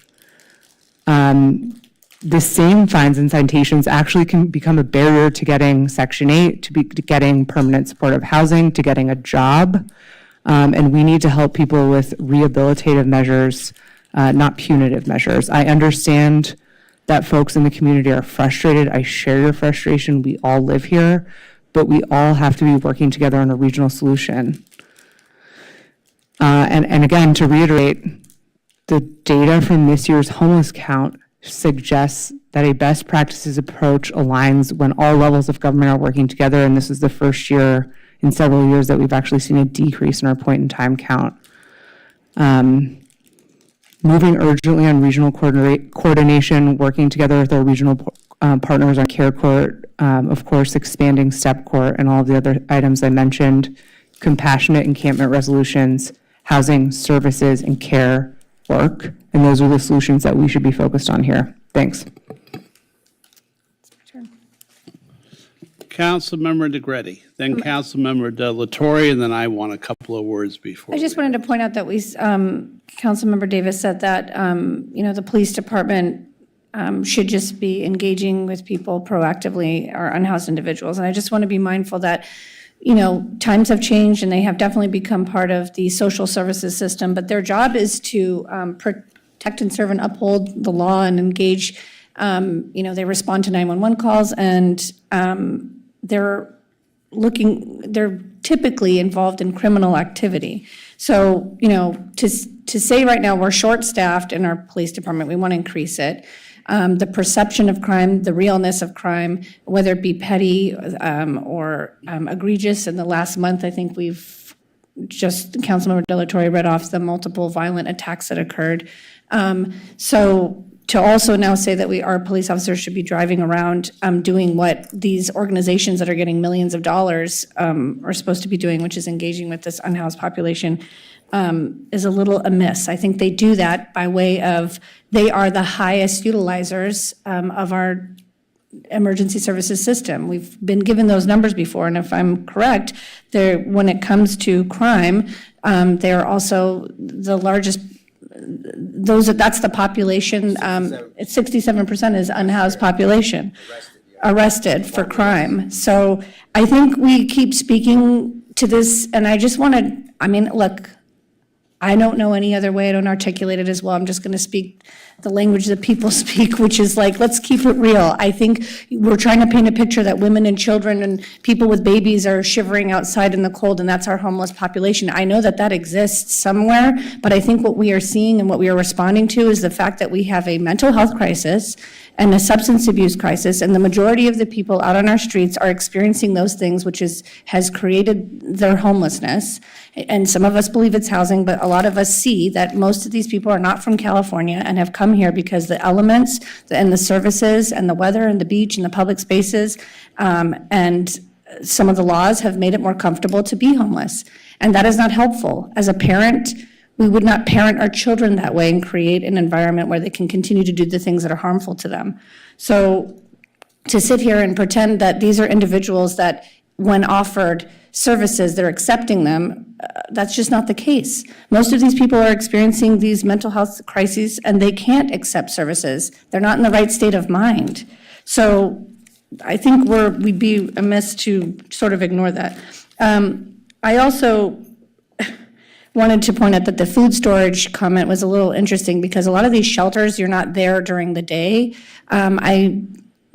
I encountered 6 different individuals on my different ride-alongs that they leave the shelter, and so yes, they have food storage. I would definitely want to make sure people are able to feed themselves and store whatever food that they take and go with them. So I don't think that would be appropriate to add.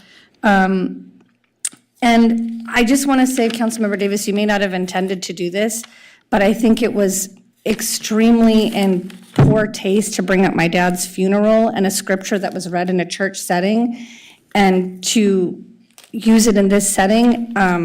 But I thought it was in very poor taste, and I'm deeply offended by it. And you can apologize, and that's fine, but over-politicizing common sense practical issues seems to be something that only cities of privilege practice, and that was purely an example of that. I don't know what my dad's memorial are referencing. You could have read that scripture without referencing my dad's death, or the fact that you attended a memorial in a church setting and that was part of the scripture that was read, and I just really didn't understand that. So I just wanted to say that. I thought it was in extremely poor taste. I don't understand why you would do that, except to compare somehow that scripture being read with the political views. And again, I think the only people and cities that pontificate on things like that are those of privilege. So again, I think we're going off and creating something that is far beyond the scope of what we are talking about. And I would like to just move this item forward. And I just want to apologize. That wasn't my intent. I was just commenting that I heard that and it was inspiring, and I went and read it, and I thought it was relevant, and I did not mean to offend you in any way, and I'm sorry that I did. Councilmember Delatorre. Oh, wait. Wait. I just wanted to also mention that housing is offered on our preferred list. Number 4 states that high utilizers of our system is one of the thresholds to getting housing, and I wish Heather was here. And actually, we talked about that. Oh, right? High utilizers of our system, whether it be 911, police, PDR, is one of the list, I think it's number 4, of obtaining permanent housing. So really engaging with PD, right, in this manner would document this person engaging with someone. And if they're repeatedly going out and dealing with someone, that would put them in that category of high utilizer. Would that be fair to say? It could potentially, yeah. There Yeah. are all the other factors that they consider, but it Which could potentially. ties the point together that really leaving someone alone and not engaging with them and not having the tools to engage with them keeps them on the street longer. By having the tools to engage with them and have a record of engaging with them actually puts them in a list and in a system that would actually create the ability for them to get permanent housing at some point, one could say. Well, I'll add that all of the outreach teams also input all of their contacts with individuals into the system, and those also would lead to permanent supportive housing. But a high referrals. utilizer means someone who's utilizing our emergency services multiple times. Right. That's one of the 4 categories, but I'm just highlighting. Get permanent housing. Yes, and along with the others would be from the outreach workers doing all of their efforts and connecting people and putting them into HMIS. and- Again, a holistic view, just like the ordinance. Yeah, got it. Councilmember Delatorre. Yeah, just really quick, I wanted to respond sort of, some would like to paint a picture that, like, there's a cruel element within the city council that we want to, put people in worse conditions. And that's not what's happening here. I mean, we've supported the creation of affordable housing. We've supported the creation of permanent supportive housing. We've stood by our renters when there was, rent hikes. And we voted collectively, all of us, to reduce those rent hikes, to keep Santa Monica rents more affordable. We have a Preserving Our Diversity program. We have funded that to keep our senior citizens, living in their apartments and so that they don't lose their housing. There's a lot that we have done in the city of Santa Monica that we can be very proud of. And all of us, have taken those votes. That's our record. That's definitely what we've done. What we're trying to do is find a way really to get a grip on this city, on what's going on with the social conditions that are unprecedented. These challenges are unprecedented in our city right now. I mean, what's happening, the social conditions that's happening right now. And we have to think about, I hear a lot of comments about compassion for people, but we also have to have compassion for the residents of the city, for the people, that live here, for the people that call Santa Monica home, that are housed and unhoused as well.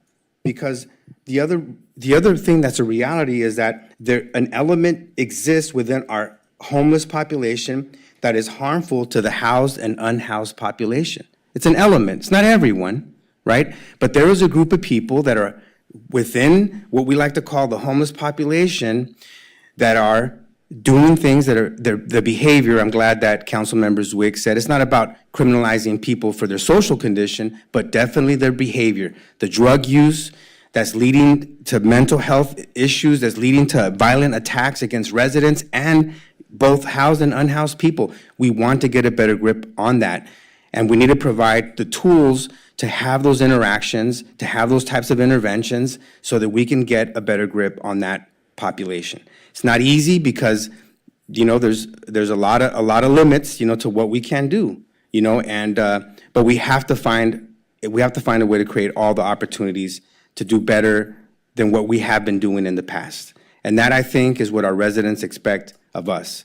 So anyway, I want to call the question so we can move forward. I have a comment first. Sure. Are you done? Yes.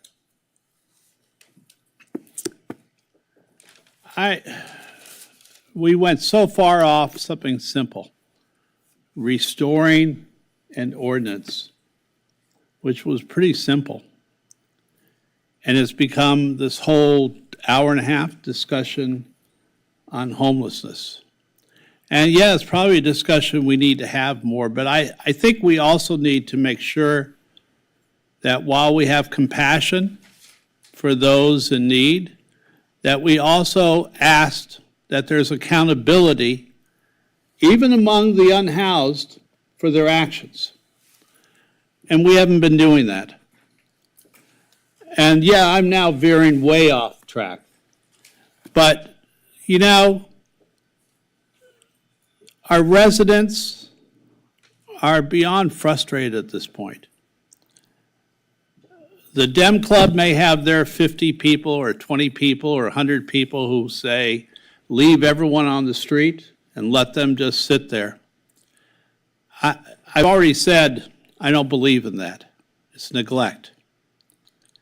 But I also look at this and I look at our residents who are calling me, emailing me.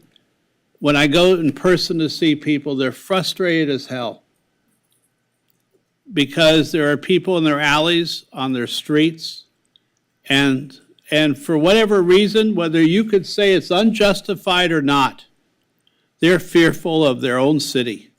They're fearful of a place where they came because we had the best climate for them.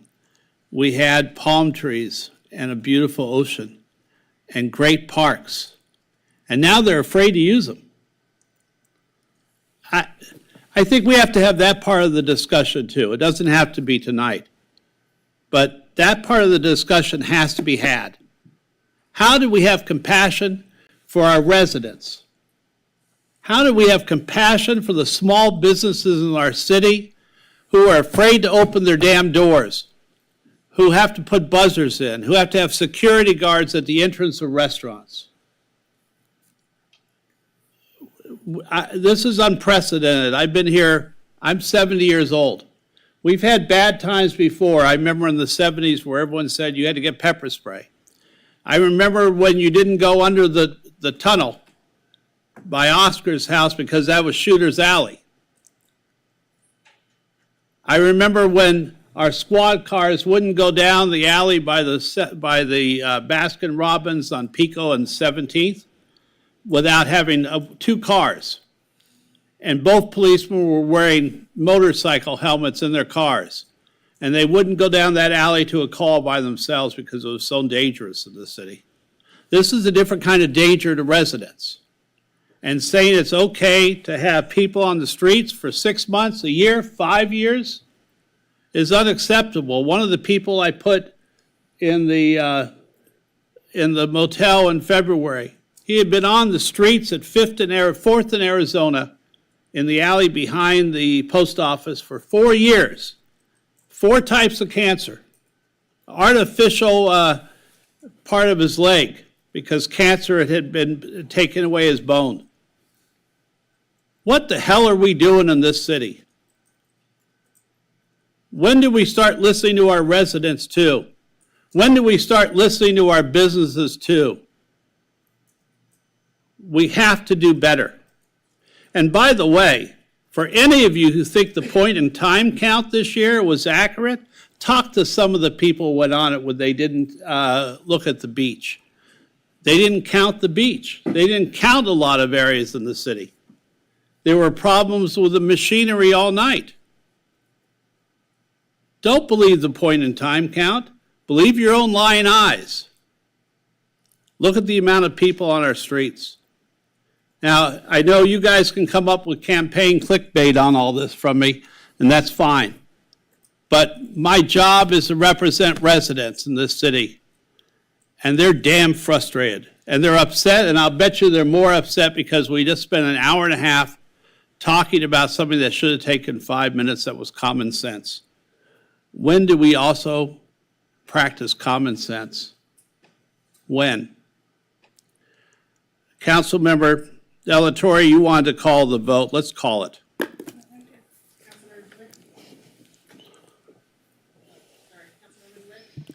No. Councilmember Parra? Yes. Councilmember Davis? No. Mayor Pro Tem Negrete? Yes. Councilmember Terosis? No.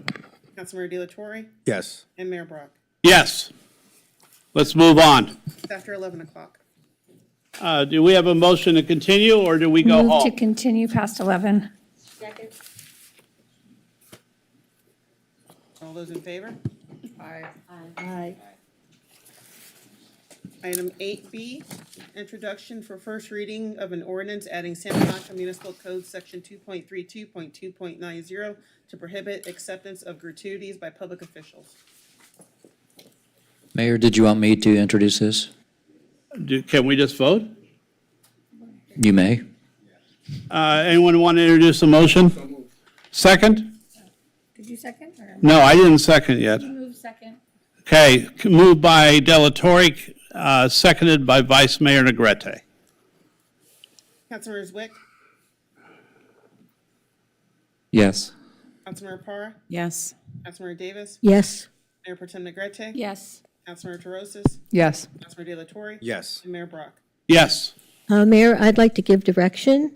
This ordinance that we adopted tonight specifically addressed the Snyder decision at the Supreme Court, which says that you can't receive a gratuity within a year of a decision having been made. Right, and what I would like to do is move that we give the city attorney direction to draft and bring back to us an ordinance that will just prohibit any sort of gratuity, regardless of whether or not it's in connection with any action that's been taken. I just don't think council members should be taking gratuities, whether they're tied to a particular action or not. Can we do that, City Attorney? You can get that direction. I would absolutely, we don't have to second it, but I would absolutely second that decision. All right, well, if there's no objection, then yes, I Any would like that to objections? be the, Okay, let's move on. Item 10A, introduction and first reading of an ordinance amending the city's hotel worker protection ordinance.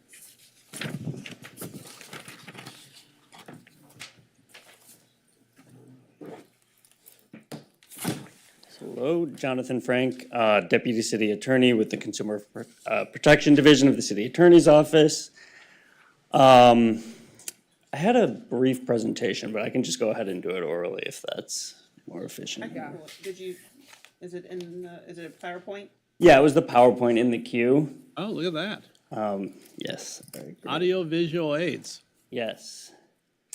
So just briefly, I'll summarize what the relevant provision of the Hotel Worker Protection Ordinance does. This is an ordinance that was passed in 2019 at the recommendation of a commission.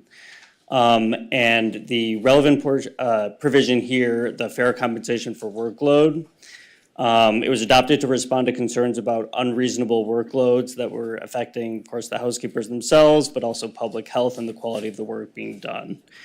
The basic way that this works is that there is a square footage threshold. And if a housekeeper, also called a room attendant, cleans more than that amount of square footage in any given day, then they're required to get 2 times the pay for the entire day. So it's sort of like a superversion of the overtime law, where you have to pay 1.5 for only the extra hours. This is 2 times pay for the entire day. There's also the actual mechanics of this are somewhat complicated, but there's a threshold where if a attendant, generally this is true for hotels with 40 or more rooms, where a room attendant cleans 7 checkout rooms, the threshold is automatically met. And then if they clean any additional space beyond that, that would automatically trigger the threshold and they would have to be paid twice the normal rate for the whole day. That's also true, that's either checkout rooms and or rooms with an extra bed, like a cot or a rollaway bed.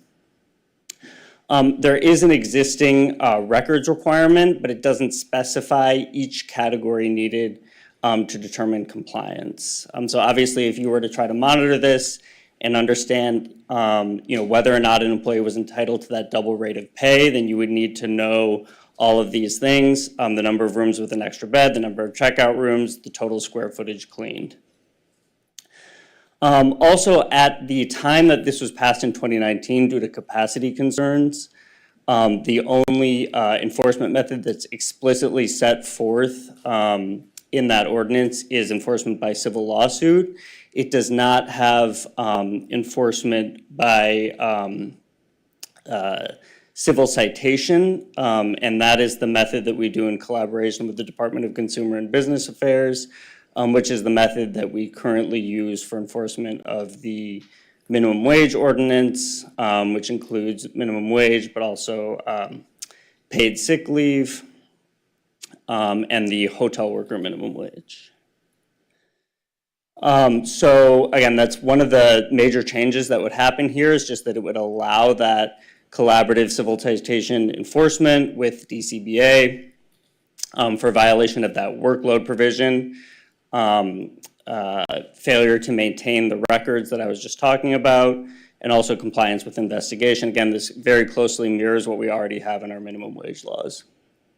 As in the case of the citations for those minimum wage laws that we already have, there would be a right to an administrative hearing with an appeal, and the possibility of negotiation after that appeal. So the fine amounts would be set at $500 per violation. Again, this matches the existing minimum wage laws. And there's also one slight change with respect to statutory damages. Those are damages that could be obtained if there were a lawsuit. It's still set at $100 per employee, but the maximum for record-keeping violations, if it's essentially impossible to determine whether there was a violation, would be increased to $3,000, which would be the equivalent of 30 employees. And that's just enhances the deterrence. Again, where the records are inadequate such that you wouldn't be able to determine whether there was a violation. So lastly, the clarification of the record-keeping requirement. I'm not going to be able to talk about pending or specific investigations, but I can say that there have been challenges with respect to records and being able to determine whether or not there's been a violation. Obviously, as I discussed, there's all those different categories, including checkout rooms, rooms that have an additional bed, and square footage. The current version doesn't clearly lay all of those out. We do believe that it does already require keeping records sufficient to determine compliance, and this would just clarify that that means keeping track of all of those categories. It would require both maintaining all original records used to assign workload. As you can imagine, if a hotel is having housekeepers clean any number of rooms, they have to have some kind of system, which could be handwritten assignment sheets or some other system that's going to basically have the managers and the housekeepers be able to know where they need to go and which rooms they need to clean. So, for example, in the case of an audit, or for the hotel workers to be able to keep track, they need to keep all those original records. This also requires the keeping of a daily summary record in a legible format, like a spreadsheet. And the purpose of that is so that if there were to be an audit or an investigation, you can basically go to any particular day and you can say, X housekeeper, X room attendant cleaned X number of checkout rooms, X square footage, and you can basically very readily and easily determine compliance. And then if you wanted to or needed to dig deeper, you could go to those original room assignment records. And that is the basic summary of that. I can take any questions.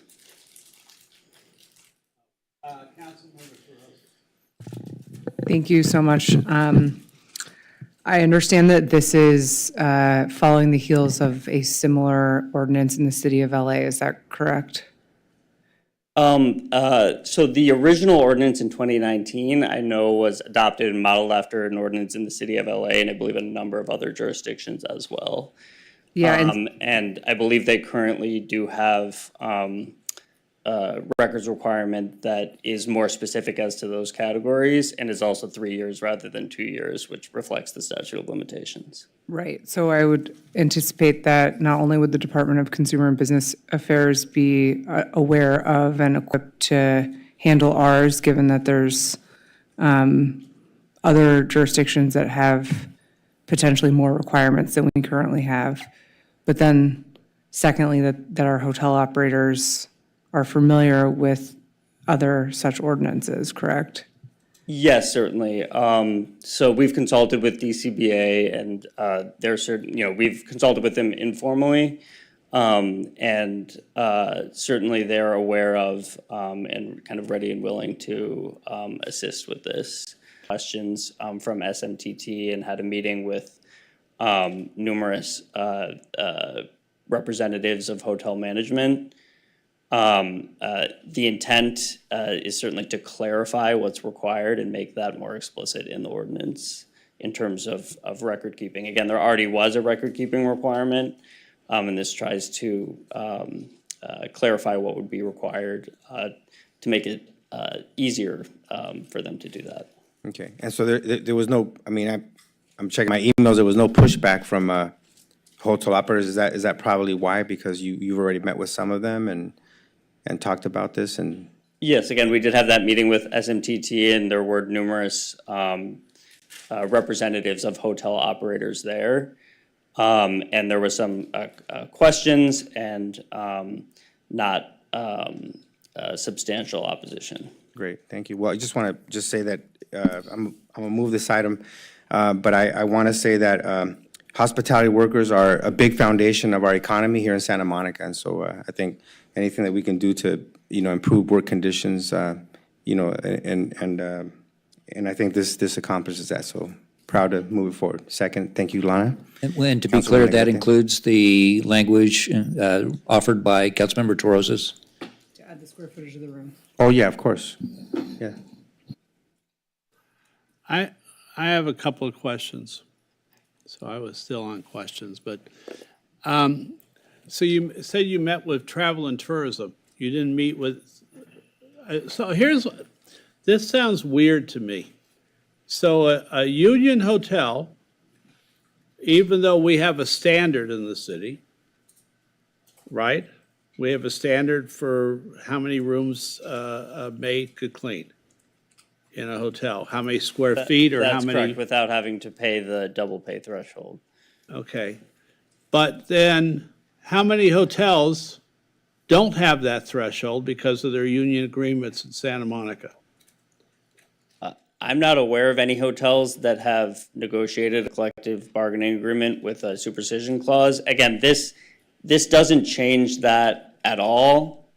These amendments are related to the record-keeping requirement and the enforcement method. That ability to include a supercision clause has been in the law since 2019. I see the 2019 ordinance.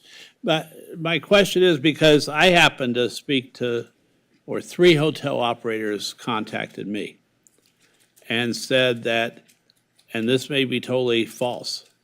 I don't have any idea whether it's accurate or not, but they said that their hotel maids clean less rooms than the union hotel maids because the union in Santa Monica had negotiated separate contracts with several of the hotels. So they were actually doing more work than the non-union hotels. And I don't really understand where that's coming from. So I'm trying to figure that out. Yeah, I'm not aware of that. I mean, one way that I guess what I'm asking is that, basically with that clause, there's more flexibility for both the employer and the union. And Could they end up flexibility. eliminating part of that clause and having the maids in those hotels clean more rooms? Because, and the reason I'm asking, even though it's a union hotel, what I'm asking it for a more personal reason, because as some of you know, my grandmother used to be $1.25 an hour maid in 2 motels in Santa Monica on Ocean Avenue. So I'm asking if we're concerned, and I know Local 11's concerned, we're all concerned about maids who have to clean too many rooms, and it's back-breaking work a lot of times. This is not fun work. But do some of the hotels have separate agreements that allow or force those maids, right, whether they be male or female, to do more rooms than they would even in a non-union hotel? Mayor, I'm not sure that we have all of their agreements, and I hate to speculate, but it's possible that they would negotiate something different on that in exchange for maybe higher wages. That's possible. They would have that freedom. But are we, We don't necessarily have access to all of their agreements. right, but where I'm frustrated is if there's a fairness clause for hotel workers so that we're subjecting them to very physical labor. Right, just like you said a minute ago, it could be, the Regent Hotel, right, their rooms are gonna be double sized. So I would assume that maid would do less rooms than they would in another hotel or motel where they have more rooms. Right, it's either a square footage threshold of 3,500 square feet, no matter the size of the rooms, or no matter the number of, no matter the number of rooms, or, you know, even if it's 7 smaller rooms, that would, or 7 checkout rooms, that would trigger the requirement. Presumably, you know, there's certain tasks that one would always have to do for a checkout room. And you said the deeper that cleaning, the beds, et cetera. you said that you had no, that you weren't, when you talked to travel and tourism, you didn't talk to any of the other individual hotel operators. Is there a reason for that? I mean, I had that meeting with travel and tourism. I was not, no other hotel operators reached out to me. Did you reach out to any of the other hotel operators? I did not. How come? I understood that meeting with SMTT was a way to meet with representatives of the hotel operator community. Okay. I don't want to hold this up, but I'm frustrated that A, we don't know if there should be a standard across the city is when you first started talking, that's what I was hearing. But now I'm hearing it's not really a standard, it zigzags. Maybe the Miramar, they do one set of rooms. The Hilton may do a second set. The Shore may do a third set, and Casa del Mar may do a fourth set, and the Travel Lodge up in Pico may still have a separate standard too. So my question is, so we haven't really established a universal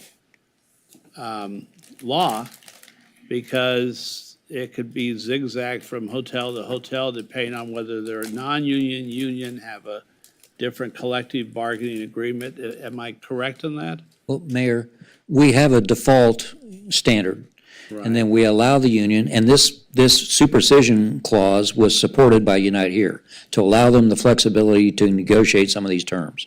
So we essentially defer to the collective bargaining agreement if it's different than the ordinance. And the union wanted that. Right, but there are hotels, both union and non-union in the city. So I'd like to be able to say to all the hotels, here is the standard, and I'm just curious why there isn't. I mean, I'll let it go. Right now, we've already called for votes on it, but it doesn't seem like it's equitable. And we should be equitable. And I wish you would check with a representative amount of different hotels and were able to tell us, well, here's how many rooms they do at this hotel before the threshold for double time, right, kicks in. Double pay for the entire day. Okay. Or this hotel, and how does it differ and why? Because if we're really trying to treat our workers well, shouldn't we be saying a common standard? I remember my grandma, I was only like 4 or 5, 6, but I remember my grandmother coming home and could hardly stand some days. Yeah, I suppose all I can say is the premise would be that then the representatives of the attendants who are the union would have decided to trade that for something else. And my premise would be that if we're doing a standard to protect workers, let's protect all workers. That's my standard. I don't want to have a policy argument with you. I was just trying to articulate what I understand the purpose of the clause to be. All righty. Councilmember Zwick, did you still want to speak to it? No, just briefly, yeah, my understanding is that, as a state, we do want to set standards, but we also want to give people the freedom to enter into associations and contracts that they feel will benefit them.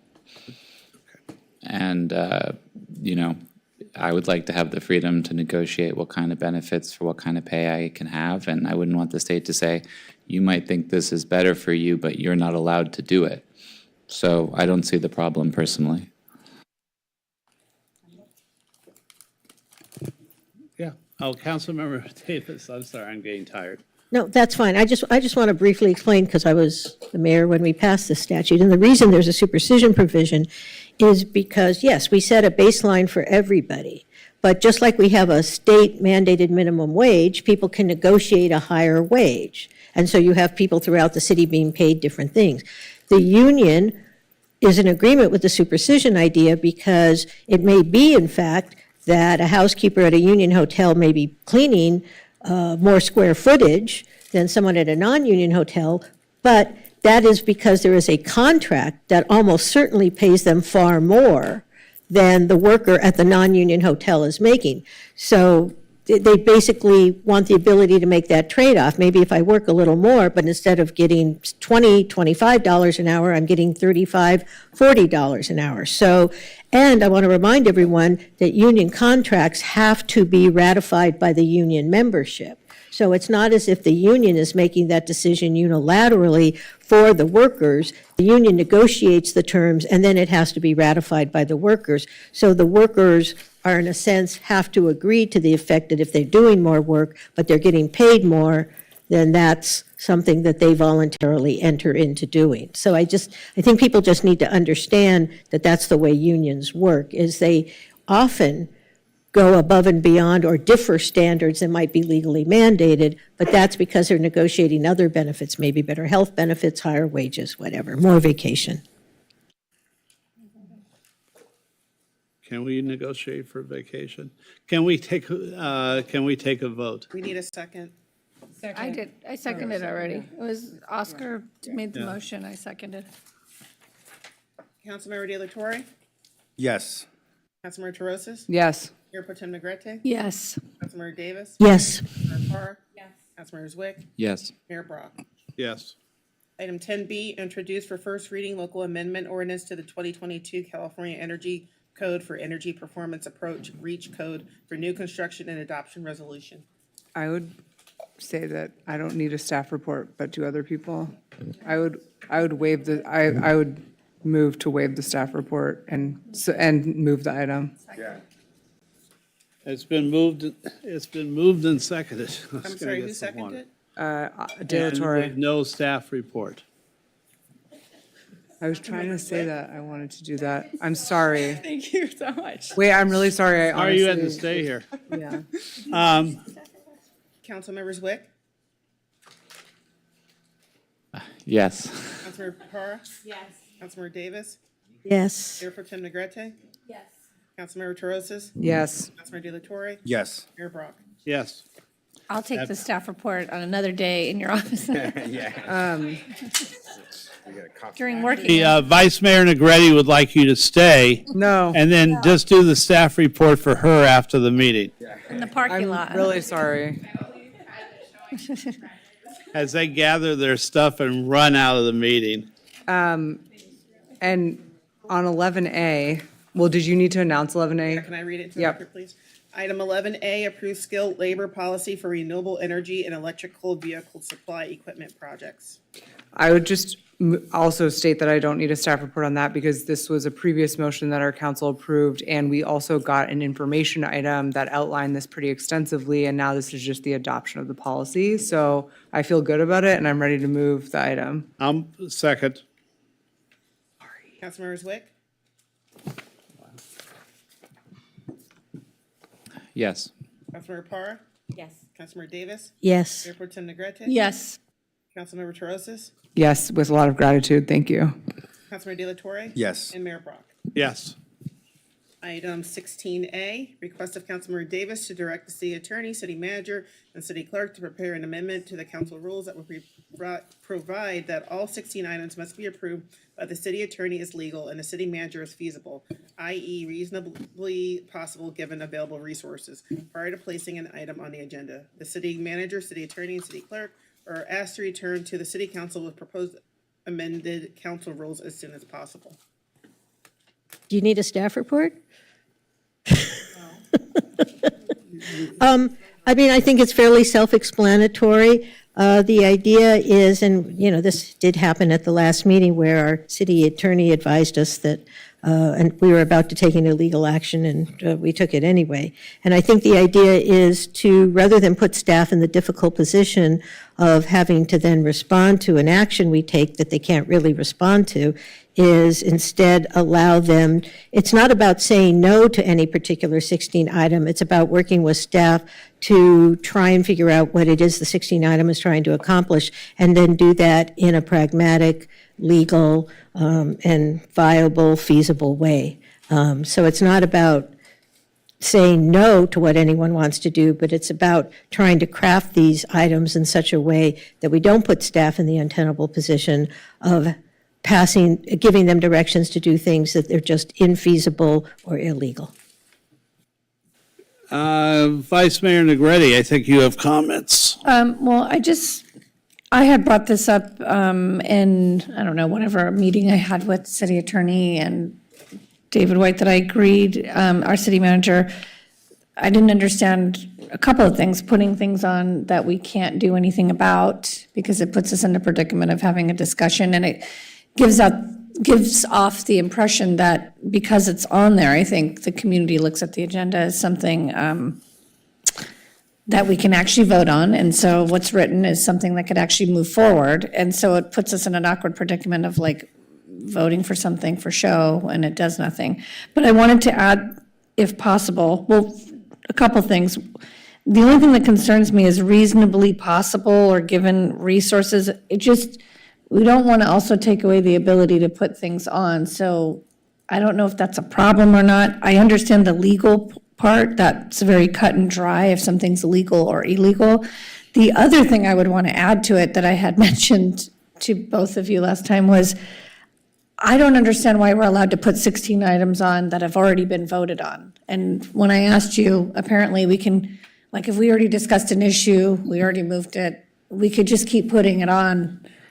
And it just seems sort of like a waste of time for councils. Our rules don't address that. And is that, but you had mentioned that would be more than just putting a 16 item to change that. You might give direction to amend the council rules also to include repeated items when they can come back or something like that. Is this? There is a rule, right, that allows if you vote in the affirmative side, you can bring something back. For reconsideration. Correct. Yes. But there's no time limit between that. But there's always been I a don't think there is. provision that if you Done lose a within vote, year. you bring somebody up and lose it, you can't Well- bring it up again for 12 months, I thought. That's certain types of items that applies to, yes. Okay. So to be clear, we talked about the needles in it and then we brought it back again. That was my question. Like, we already had that discussion and made that same vote just a few months prior to, and you said, unfortunately, the way the rules are, we could just keep putting items on really for the sake of discussion, even though nothing new would occur. If you would like, we can try to come up with a rule to address repeating items. I don't know if this council is amenable to that, but I guess it couldn't be added to this. You could give direction on that. I don't know if that's something the maker wants to do, but I know this is different. This is about, the legality, and I understand that. And whether or not something is reasonable, but maybe that's a totally separate issue then, repetitive items. I mean, it sort of was in the same vein, but just because it seems like it takes up time. Well, I mean, this is just giving direction, so we can amend the direction that this intends to give to include the manager as legal and the city manager as feasible and non-repetitive or something like that. That they can, I mean, they're going to come back with something. Whatever language we put in here is just directional. It's not going to be the actual language of the rule, so they can struggle with how that would be Right. worded. And we can make these two things separate so that you can deal with them separately if you choose to also. Yeah, but the only thing I do worry about is the ambiguity around reasonably possible given available resources. Like, who makes that decision? Who decides then whether or not something is reasonable or the resources are available? Well, ultimately, whenever we get 16 items, right, we share them with the team, share them with the city attorney, department heads, and we evaluate them. We give you feedback on a continual basis. So you would get feedback from myself and/or Doug that would share our perspective on, whatever wording you submit to myself. But so ultimately it comes down to the city manager. Correct. And council, I think this is a matter of shaping the wording of it. In other words, go look into this or go pursue this, as opposed to go enter into a contract, go bring back a contract for $50 million that we don't have, that kind of thing. So I think it's the extremes, I think, would come up. Right, because as it stands right now, we could say that.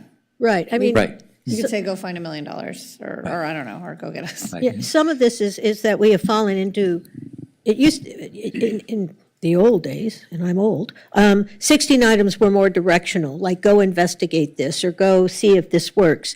And what we've gotten into is much more specific direction, like go forth and do this. And the idea is, we put staff in the uncomfortable position of saying, you've given me direction to, just to say, go buy 10 more trash trucks, because our residents are complaining our trash trucks are ugly. And we don't have the money to do that. And it's not about saying, let's not address the issue, but it's about giving the city manager the opportunity to craft it, to say, well, I can't buy 10 new trash trucks, but let's enter into a program that over time we can do it, that sort of thing. Because in all honesty, when it's left to us to draft it, we don't know what the situation on the ground is. And, well, I'm a lawyer, but most of us aren't lawyers. And so we depend on the city manager and the city attorney to sort of put some guardrails on things, so we're not giving them direction that they then can't enact, because that puts staff wants to follow our direction, but sometimes we give them direction they can't follow. That's what this is really all about. Councilmember Delatorre. I think, reflecting on the item, I brought that item forward, and to be super honest about it, I didn't think it was going to pass, but it passed. And the other reality is that staff did give me feedback, and staff said, well, this won't do much, but this is what we should do. I think that was fine. We were able to accomplish both, and then I said, you know what? I want my item to be in whole brought back for a vote before the city council, because I thought that it's important to sometimes it's important to challenge laws, and to get something on the record, to show, our resolve on an issue. And sometimes there won't be money, but to do things. But I still think it's appropriate for city council members who are elected, and accountable to the public, to the voters, to the residents of this city, to have the ability to bring items forward. And the city manager, the city attorney, the city clerk, those are the only three people we get to hire. So it's good to get their feedback, but there's times in the political process, that it's like they say, it could be messy sometimes, it's not perfect. In the end, the city attorney is not going to do something that is against the law. Even if like in this case, we voted for something and there's not much we can do at this point, and so that's what the city attorney's response was on that matter, and we leave it at that for now until we get information that proves otherwise.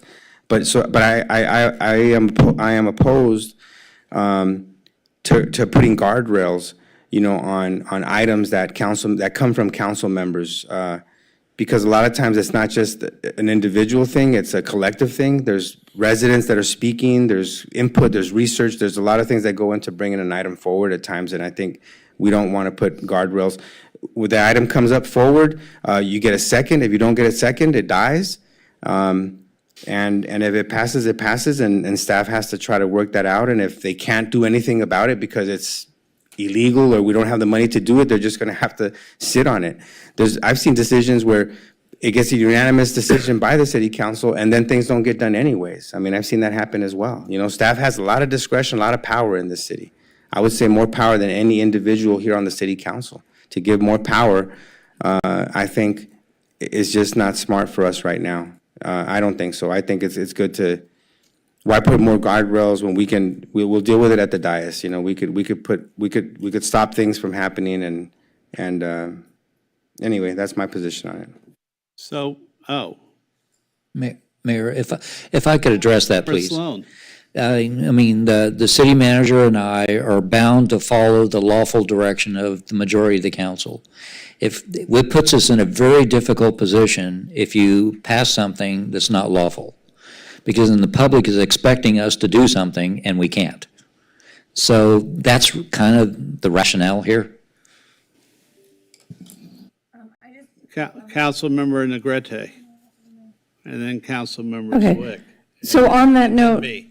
I think we could still put things on if they're, so to give direction is one thing, and that's what puts you in a predicament, or your office, if we're giving you direction to do something that's not legal.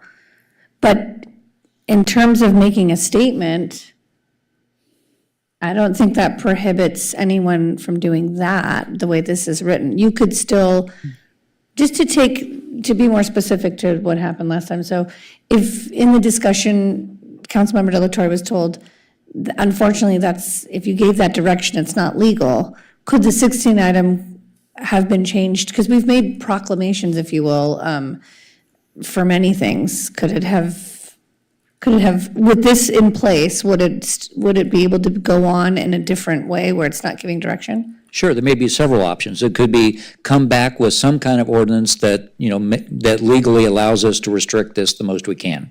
That kind of thing. Or a statement of opposition. A statement of You can always make a opposition, political statement. Which would still incite the conversation on the dais that you're looking for to daylight an issue. I just think this keeps our meetings, like we talk about how late we go, but so that the substance of what's on the agenda is primarily to give direction on things we can actually give direction on to affect change, because that's why we all got elected. And then obviously there'll be times where we want to figure out a creative way to have a discussion about an important issue, and you can still put that on for the sake, it just wouldn't be direction to staff to do something that they can't do. Yeah, Correct. And I think some good examples are that, for example, with the needle exchange program, right, is council unanimously adopted a letter that was sent to the county, and then subsequent to that, earlier this year, we got direction to draft a resolution that ultimately the council adopted to make a statement. So yes, there have been times when council has made statements to effectuate the direction. Right, so this language here, if we were to adopt this language with the addition, well, there is no language that we're adopting. If you were to come back and create language, it wouldn't change the fact that people could still have discussion items on there. It's just really about addressing the legality around, like putting, like you just said, you are bound to go forth with the direction we give you, and if we give you direction to do something illegal, it puts you in a predicament. Okay. So, Councilmember Zwick, sorry.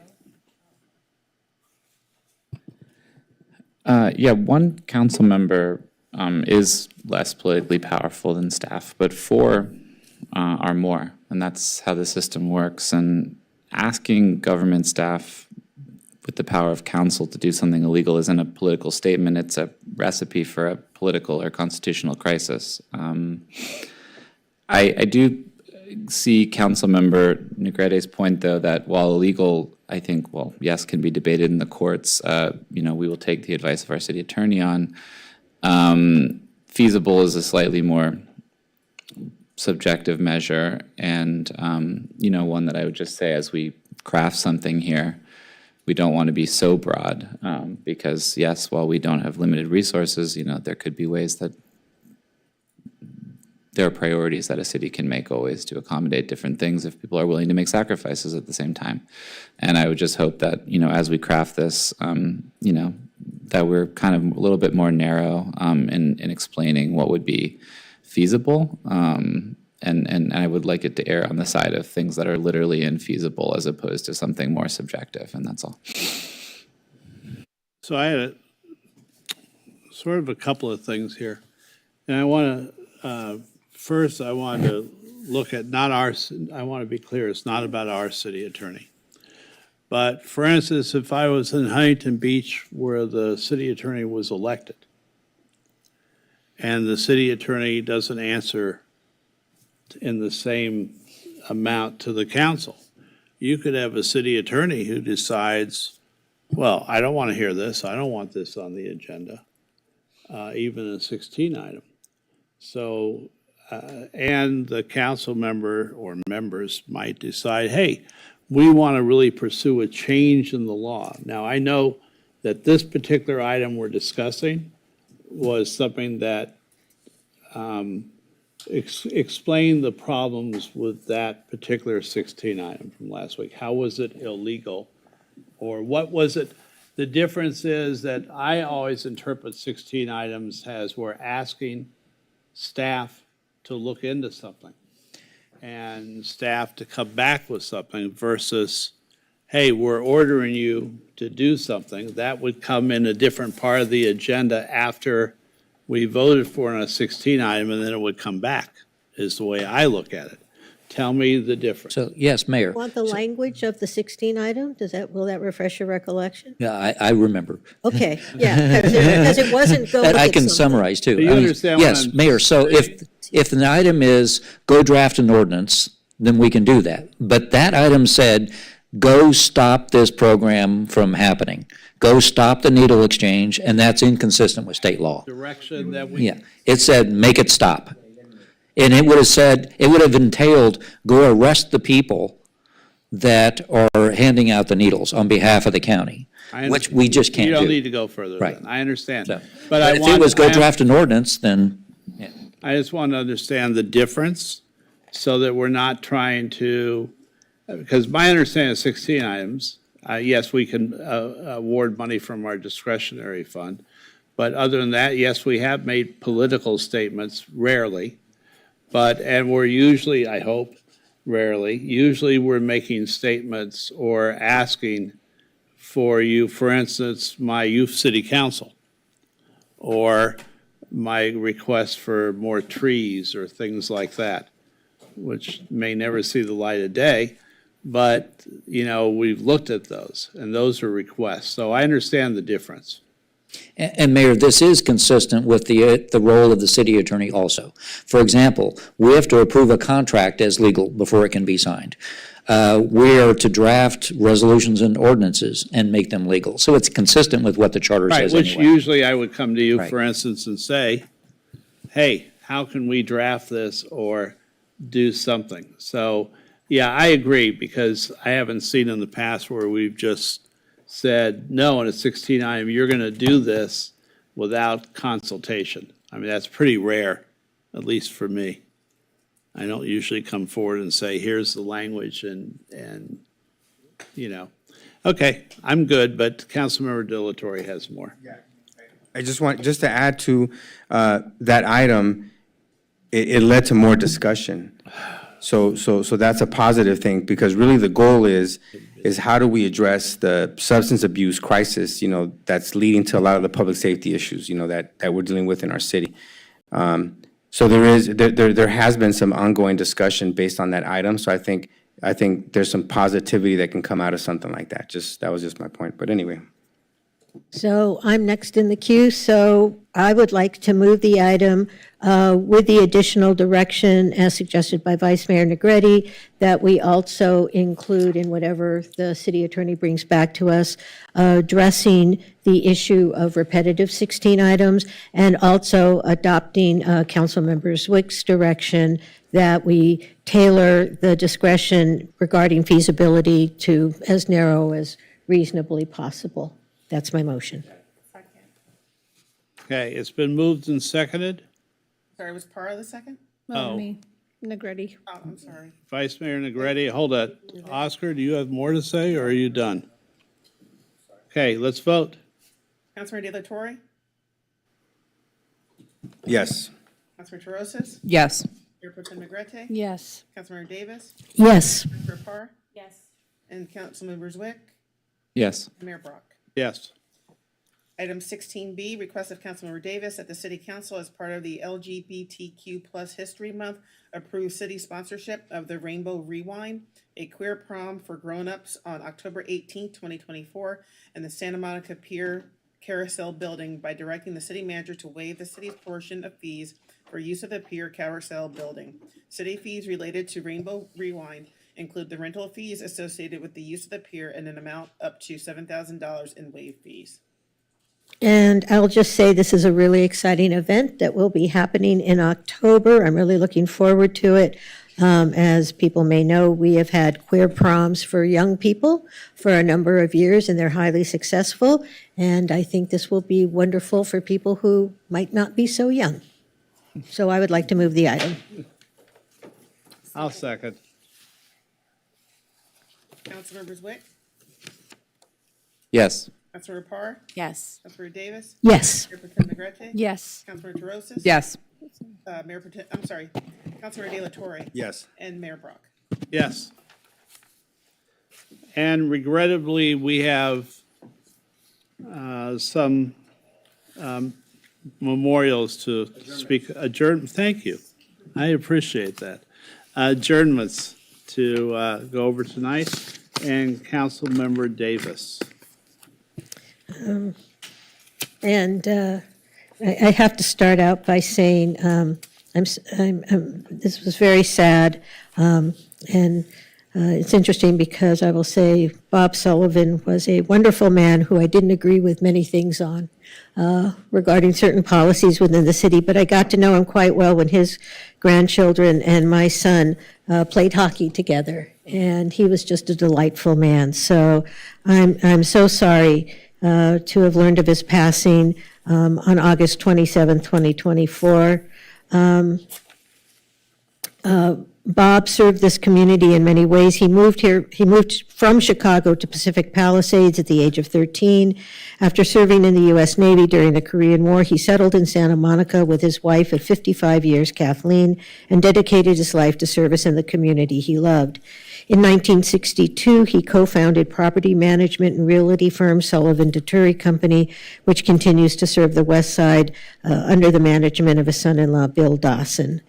He became active in the real estate industry. He joined AGLA's board of directors, another group with whom I don't often agree, where he served for over 40 years, including presidency in 1985.